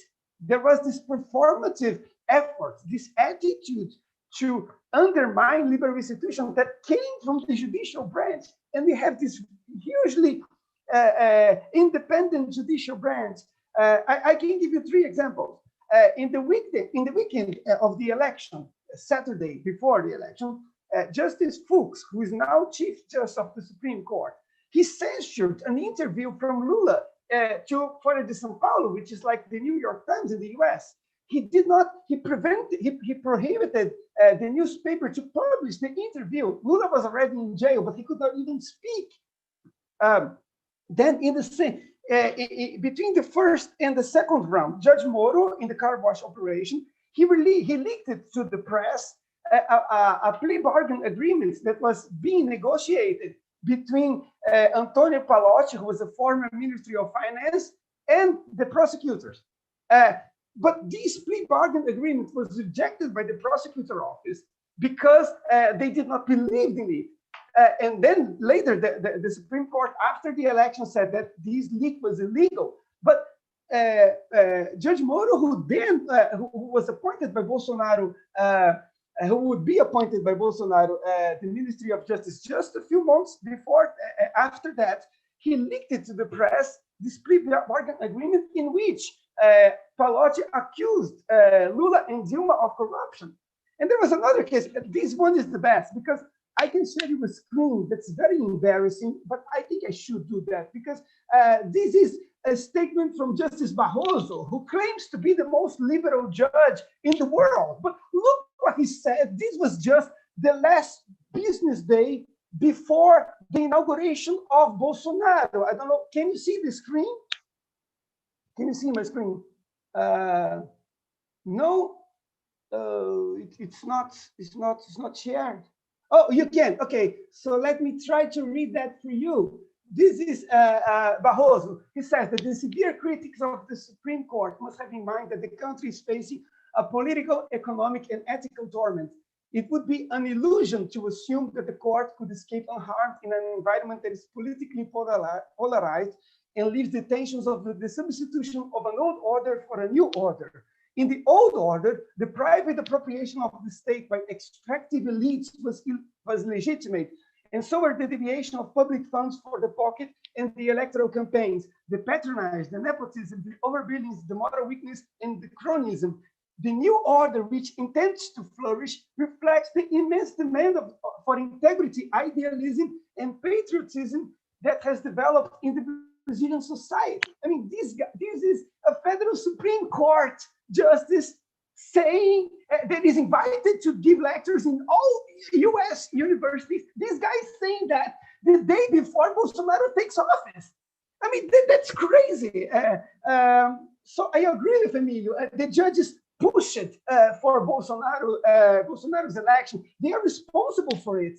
I would like to ask Professor Scheppele a question that is related to Professor Gerald Postma's last talk here last week, where he presented an argument that is similar to a paper that he published before called Failing Democracy.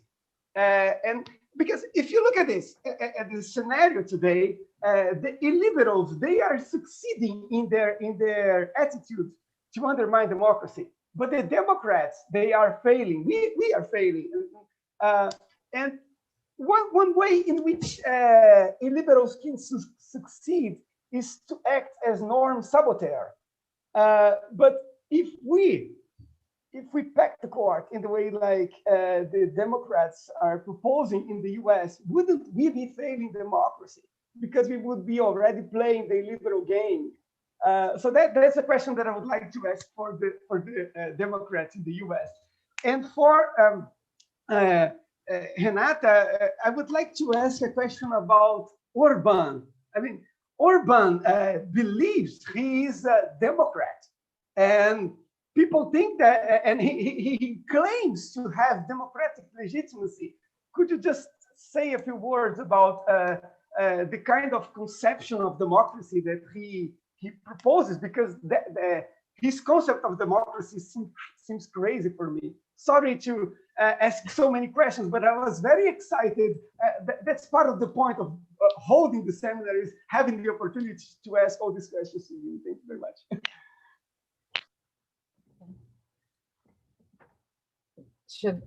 Should I start? I can try to address this, and also a little bit of Mark's question. So, you know, courts are in a real bind when publics elect leaders who have, in some sense, as part of their commitment, dismantling the courts as they were inherited.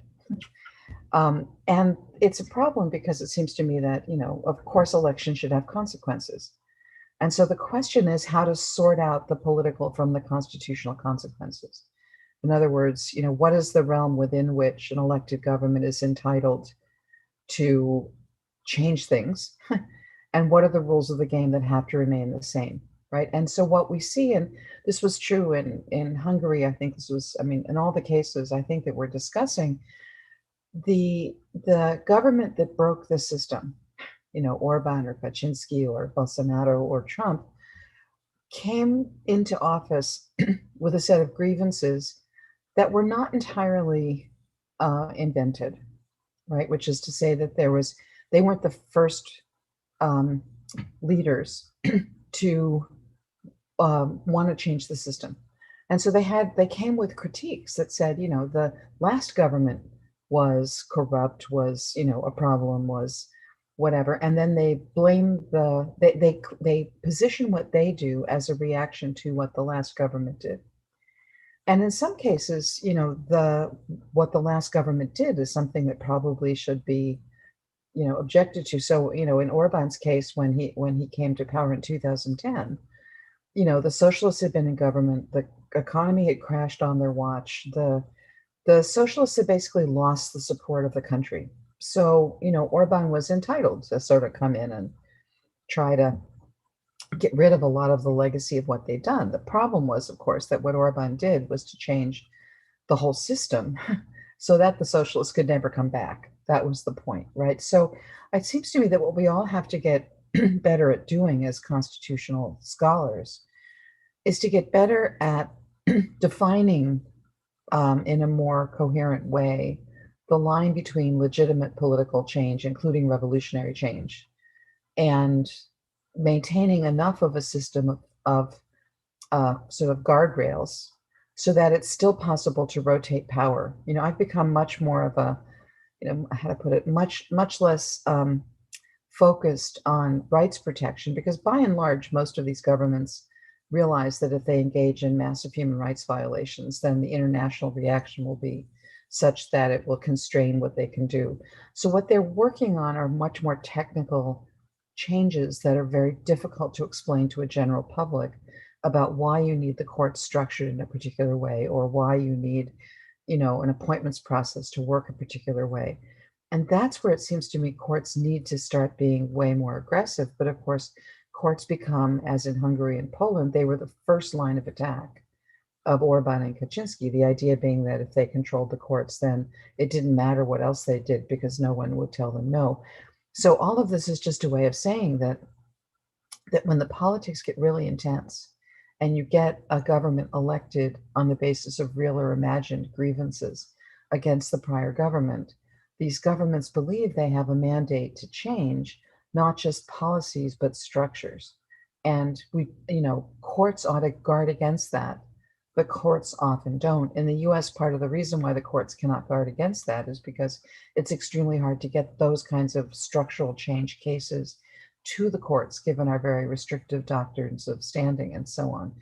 So anyway, so when people ask, you know, what's the recipe for all of this? You know, A, is that there's a reason why illiberal populists are popular right now. And, you know, we need to think a lot about civic education, but we also need to think a lot about getting a broader platform of support for this difference between changing policies and changing structures. Yes to the first, the second is much more problematic. Thank you, Professor Scheppele. any of the speakers would like to come in? I mean, it's easy for pick up from here and partly to respond to Professor Tashnat, who said that, you know, why are you so surprised that in illiberal regimes you have illiberal courts? I was hoping to argue that that is not surprising. The question rather is, how did that happen, and how do we trace it? Because ultimately the judicial structure that is in place doesn't seem to be the judiciary of a dictatorship, right? And this is where I think what Kim was arguing is really crucial. And this is a version of it is what I was trying to argue, that it's the endless reform process that became the tool of personal intimidation. So instead of talking about institutions, structures, ambition countering ambition, judicial reform became a tool of intimidation and personal assassination. And that is definitely outside the realm of ordinary politics. The reason why I think that this dividing line is all the more important to draw is because if you look at any given time, almost every country has some form of judicial reform, whether this is judicial pay or improving judicial efficiency or going through trainings to weed out the incompetent. So the more everyday judicial reform becomes, the more important it is when it's just a rule of a game of political assassination, either directed at judges themselves or ultimately at political opponents. Now, to come to Thomas's question about what kind of Democrat Orban is, Orban goes around saying that he's an illiberal Democrat and a Christian Democrat at that. Christian, not in the sense of German Christian democracy, but in the sense of a devout Christian, standing for the will of a majority that is willing to elect him. Now, of course, his election is supremely assisted by electoral rules that radically favor the incumbent. So, and if you look at the OSCE's election monitoring from the last round of parliamentary elections, you will say that this is perfectly fair, fantastically administered.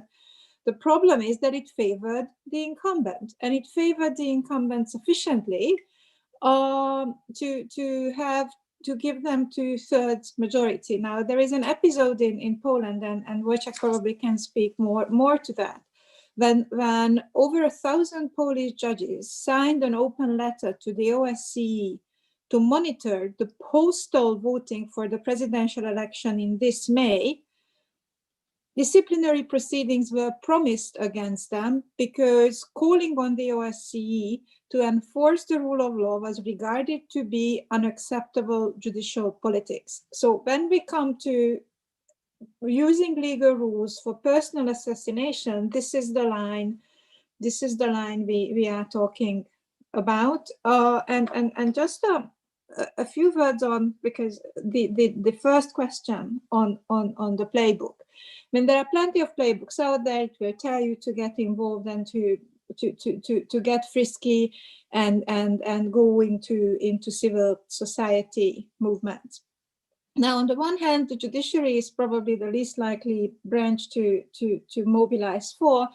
Poland is doing fantastically. The judiciary is difficult to mobilize for, not simply because independence is an abstract concept, but because everyone has had a bad experience with the judiciary in their lives, whether it's your divorce, your inheritance, or some debt you were not paid. So it's extremely difficult to mobilize for that. Deposing presidents is a different matter.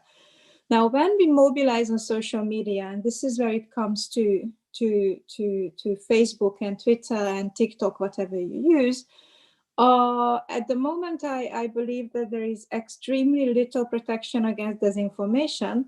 And the more abstract the concept or a more complicated or technical a reform solution, the easier it is to spread disinformation.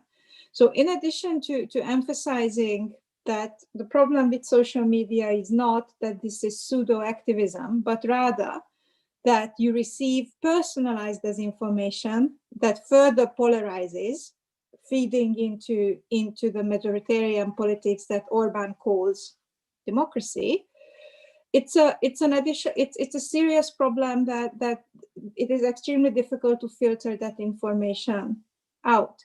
And to take it back to the US, if you look at one of the best disinformation campaigns that you have, is probably the little network of QAnon. And these are not passive recipients of information, but rather people who actively participate in creating an alternative reality. So I don't see, and that goes back to the handbook, I see no reason why we shouldn't emphasize actual involvement and physical and physical networks, grassroots activism, if you wish, partly in order to overcome the disinformation bubble on the internet, and partly to learn from the recipe of that makes QAnon, apart from the attractiveness of conspiracy theories and literature on authoritarian personalities, so not only attractive, but also successful in mobilizing. So these would be my 3 cents. And if I may? Of course, please. Yep, thank you. So first, Thomas, to your question. So you called it my view about the limited efficacy of institutions. I think I used the concept of relative irrelevance, but it comes to the same. So that arises out of a very simple counterfactual.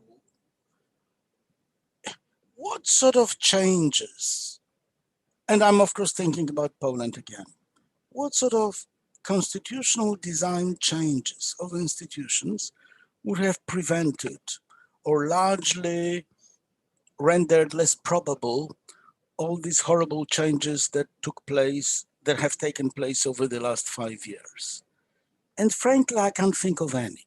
That is, I can think of 3 perhaps relatively minor things which would have made it more difficult for Kaczynski to reach his aim. One would be a totally different system of selection of constitutional court judges. If we had, say, Italian style, or Romanian or Ukrainian, whatever, where you have, like 3 different bodies who elect their own judges, say, on the court, like the National Council of Judiciary, the Parliament, the President, it would be sort of more difficult to pack the court. But would it? I mean, if the rulers are prepared to cheat and use violence, it wouldn't. I mean, because they would pack their own National Council of Judiciary, they would have their president, etc. Another thing would be the National Council of Judiciary. Polish constitution relied on a norm and convention. The judicial members are elected by judges themselves. True, the constitution doesn't state this openly, but it has become so much part of the unwritten law that at some point before 2015, most of constitutional scholars would believe it's just impossible that someone would overturn it because it has become so much part of the convention, to the point in which constitution makers didn't even think it important to put it in so many words. But now we know it would be important. But again, would it prevent Kaczynski and his people from abusing the system of judicial elections of judges, etc.? And I can think of maybe one more thing. So in the end, my view is quite skeptical about how you can design an resilient constitution and resilient institutions, because they can make a lot of difference when the struggle for executive empowerment is a relatively low or medium level of intensity. Then yes, it can make a difference. But if you have very, very committed, strong, ideological rulers who in the also have a sense that they are supported by important plurality in the population, it won't make any difference. And this I'm basically, I think, paraphrasing what Tom Ginsberg and Aziz Hook said in their famous article, which then developed into the book, that in the end, those formal institutions don't matter. In the US, according to them, as they don't matter in Poland, everything depends on to what extent within the political class there are some unwritten rules and conventions of moderation, of not abusing your position, etc., are socialized and internalized. If they aren't, no perfect institutions can protect. And I just want to say one word to Professor Tashnet on the point that Renata already commented, and that why would we be surprised that illiberal governments produce illiberal courts? And you know, I have problems with characterizing, say, Polish Constitutional Court as illiberal. It is not. It's not conservative. It's not traditionalist. It's not like it is peopled by Clarence Thomases and John Roberts and Justice Alitos, etc. They are not ideological. I don't know whether they are liberal or illiberal. They are figureheads. They are people who implement any demand that they are zeros, they are no ones. No? That's who they are. And same, one section of the regular judiciary, which now collaborates with the Minister of Justice, and they are represented in all these disciplinary chambers. I know these people. One of the leading judges of so-called disciplinary chamber of the Supreme Court used to be my friend, then my colleague, then my acquaintance from the School of Law of University of Warsaw. His name is Majchrowski. He's the only academic who applied for the job. I can't define him. Is he illiberal? Is he liberal? He wants to make big money and he wants to have a career, etc. They are really opportunists and conformists. I wouldn't bless them with these ideological denominations of liberal or illiberal. Thank you. Thank you very much. Would you Yes, like Thomas. to say anything, Emílio? Yes. Yeah. I think that we must go back to Myrna's question, and then my answer would be in the sense that when we're talking about constitutional democracies, it's too hard to be linked to designs and ways of answering or creating formulas that can work for every place or to be enduring for a long time in terms of constitutional design. As Thomas was just saying, I think that it is very hard to create something that could avoid that authoritarianism proposals could being brought about. But we're talking about in the past few months, Thomas know about it, on the proposal by Professor Bruce Ackerman that Brazil should create another constitution in 2023, which we all think that it's a very odd proposal, at least to say that. But the main thing is that just to think about constitutional design will not prevent that those institutions can be captured in the future. I think that the solutions, they come with the problems. So this is the main thing about the Brazilian judiciary. When the Brazilian judiciary had the opportunity to present good solutions for problems that maybe at the time were smaller than the ones that we have today, the Brazilian Supreme Court didn't do that. So we are now in that problem. So the Brazilian courts have more cooperated for the current situation than they are the victims of that.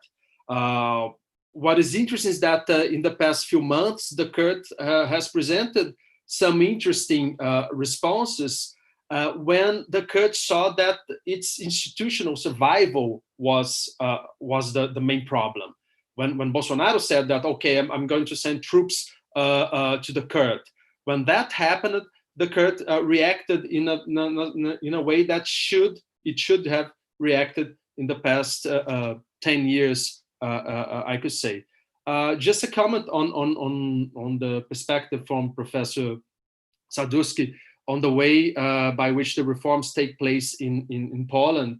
I think that when they happen from the statutory law instead of the constitutional reform, I don't know, but my view is that they can be subtler and then can endure for a longer time, even if you don't have the necessary majority that you could have for a constitutional amendment. So I think that some things that happened in Brazil during the dictatorship, they lasted until now because of that. You don't have a change coming from a new constitution or constitutional amendments, but you had something happening in acts or statutory law, and they lasted until now.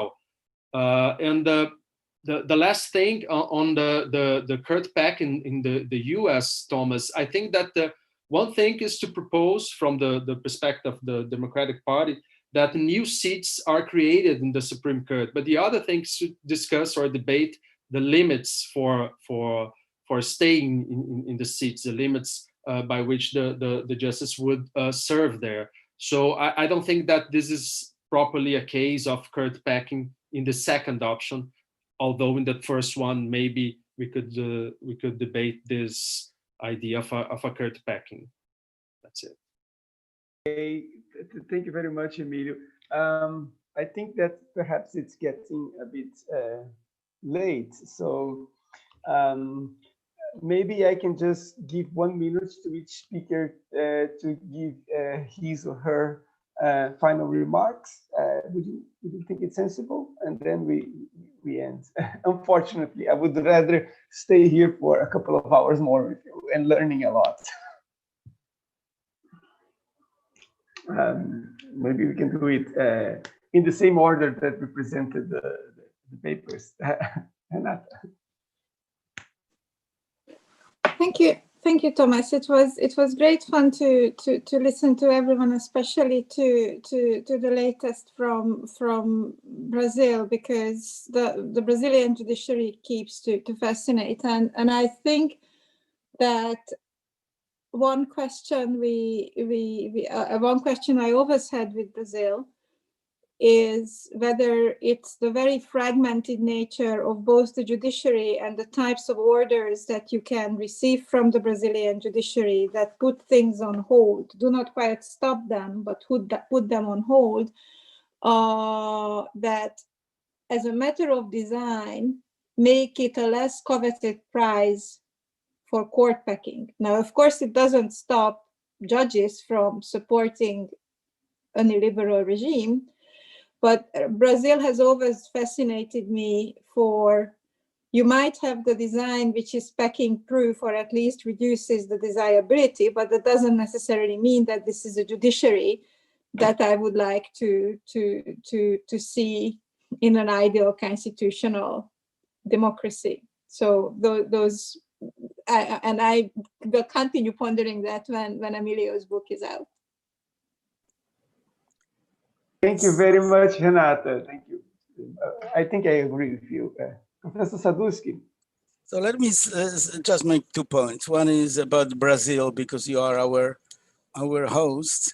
And I must say that this day has witnessed a fallen idol for me, because after being in Santiago last year at the ICON conference, when I listened to Justice Barroso, I was truly awed and so much impressed by his presentation. I remember I talked to a very good friend of mine who is a very prominent constitutional law professor at a very prominent law school in the United States, who has known Justice Barroso for many years, including when he was still Barroso, that is, I think JD, LLM student of his, and he praised him very much. So your Thomas quoting this really striking, shocking, very populist, very so exaggerated statements by Justice Barroso. It's a sad conclusion because he was he has been my big hero. But maybe I was naive. I know nothing about Brazil. Now, very briefly about the point made by Emílio. So it may well be, Emílio, that statutory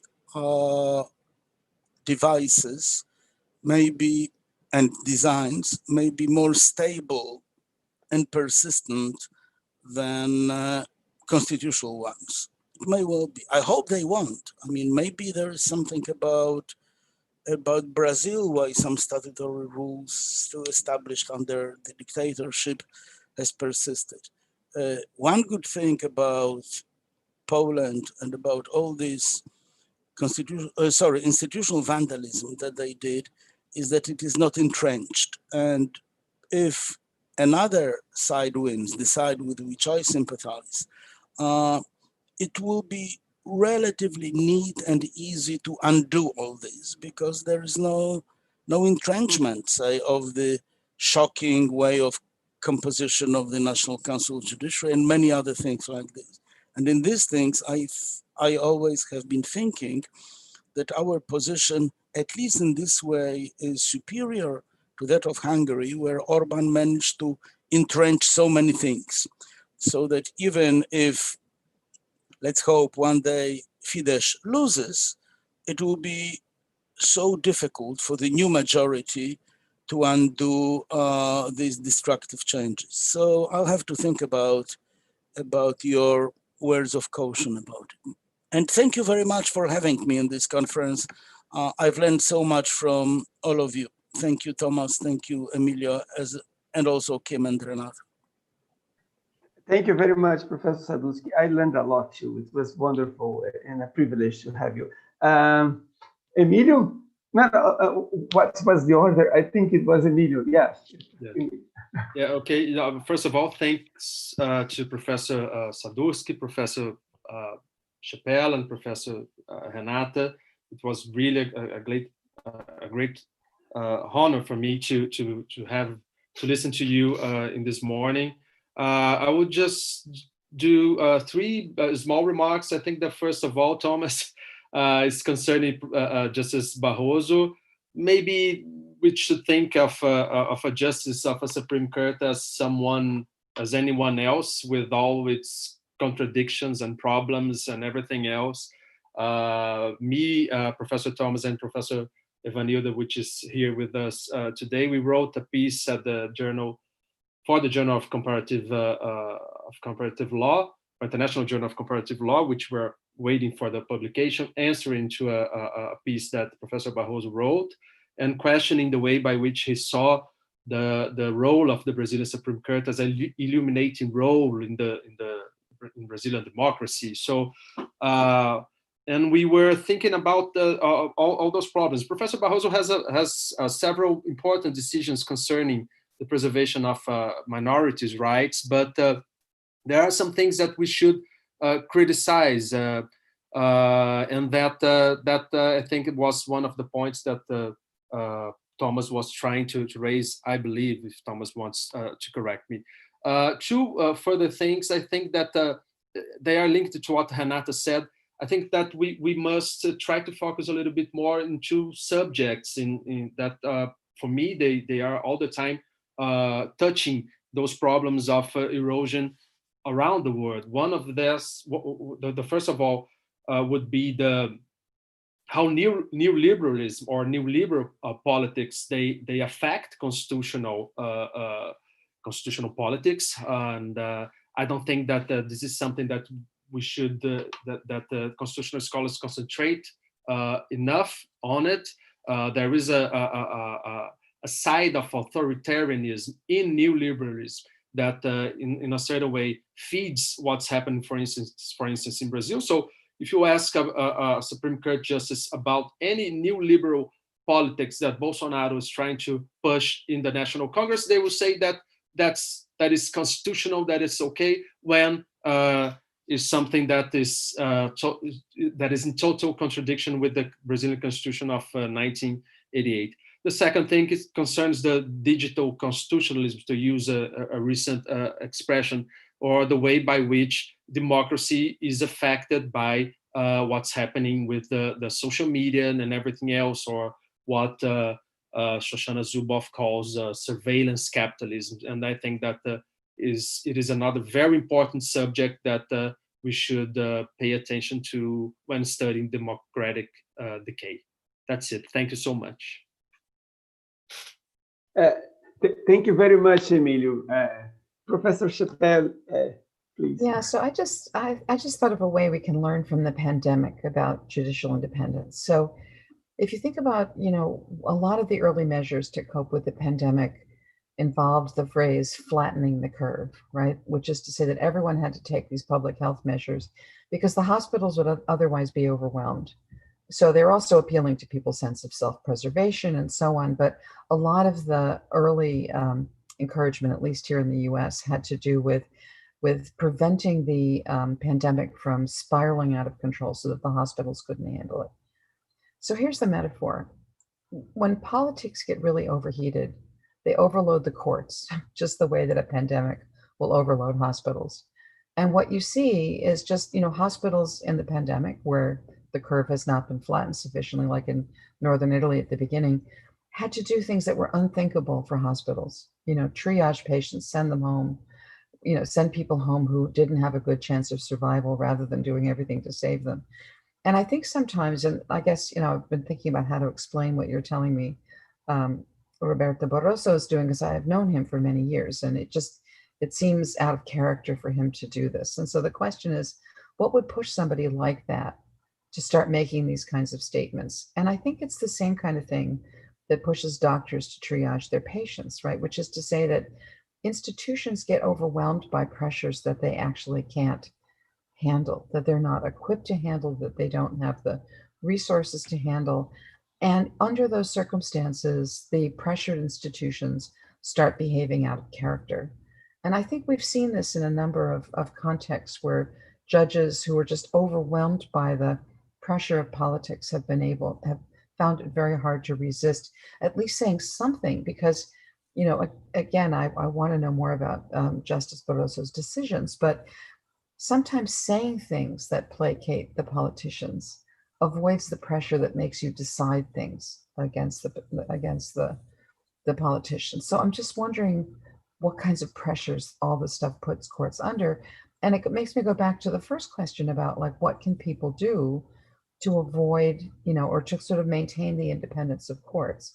And part of it is not to expect too much of them, not to expect them to solve problems that the political system has thrown up by virtue of the fact that there's such polarized and intense and angry politics going on. So maybe we should say, flatten the curve of politics so that your courts don't get overwhelmed. Pandemic advice to the judiciary. That's a very, very good analogy. And I think we can end with this. And thank you very much, Professor Scheppele. This has been a wonderful morning, and I really learned a lot. And I hope that we are able to do this again, and that we can carry on this conversation. This is a topic that we just cannot abandon. we will be struggling with it for the next years, I hope. And let's hope that the US can resist this election, and it can resist in the right way. I mean, let the people decide, and it seems to be very clear what the people want.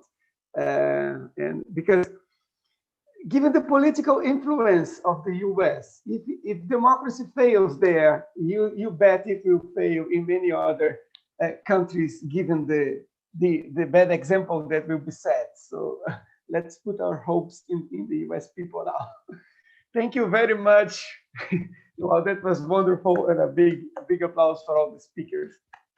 Thanks. Bye-bye. Thank you to everyone. Bye-bye. Bye. Thanks to Thomas, most of all, for organizing us all. That was wonderful. Thank you. Thanks a lot. If you'd like to end on a happy note, Pope Francis calls for civil union laws for same-sex couples. So that's wow. So he's caught up everything to can the change. Yeah, that's he's caught up to the constitutional He's caught up to the Constitutional Court from 1995 in Hungary. Wow, That's quite something for the Pope to lead on a human rights issue. yeah, this But gives I us thought- hope. Yeah. Yeah. The best company to learn these news. Yeah, wonderful, wonderful. Yeah. Thank Well, you. and then we're going to see Thank you. bishops starting to not follow the Pope because some churches, like the American one and the Hungarian one, are too dug in on, because also this goes and then it affects the independence or the, you know, the continued operation of religious organizations as well. So anyway, Let's This hope is not the they end. don't impeach the Pope. That would be very exactly. Ah, that's good. I haven't seen in the Thank you. Vatican's rules. This is a Bye-bye. possibility. Thank Anyway, you. thank you. Very well. Bye-bye. This is Good great. evening. Thank Bye-bye. you. Bye-bye. Thank you. Bye-bye.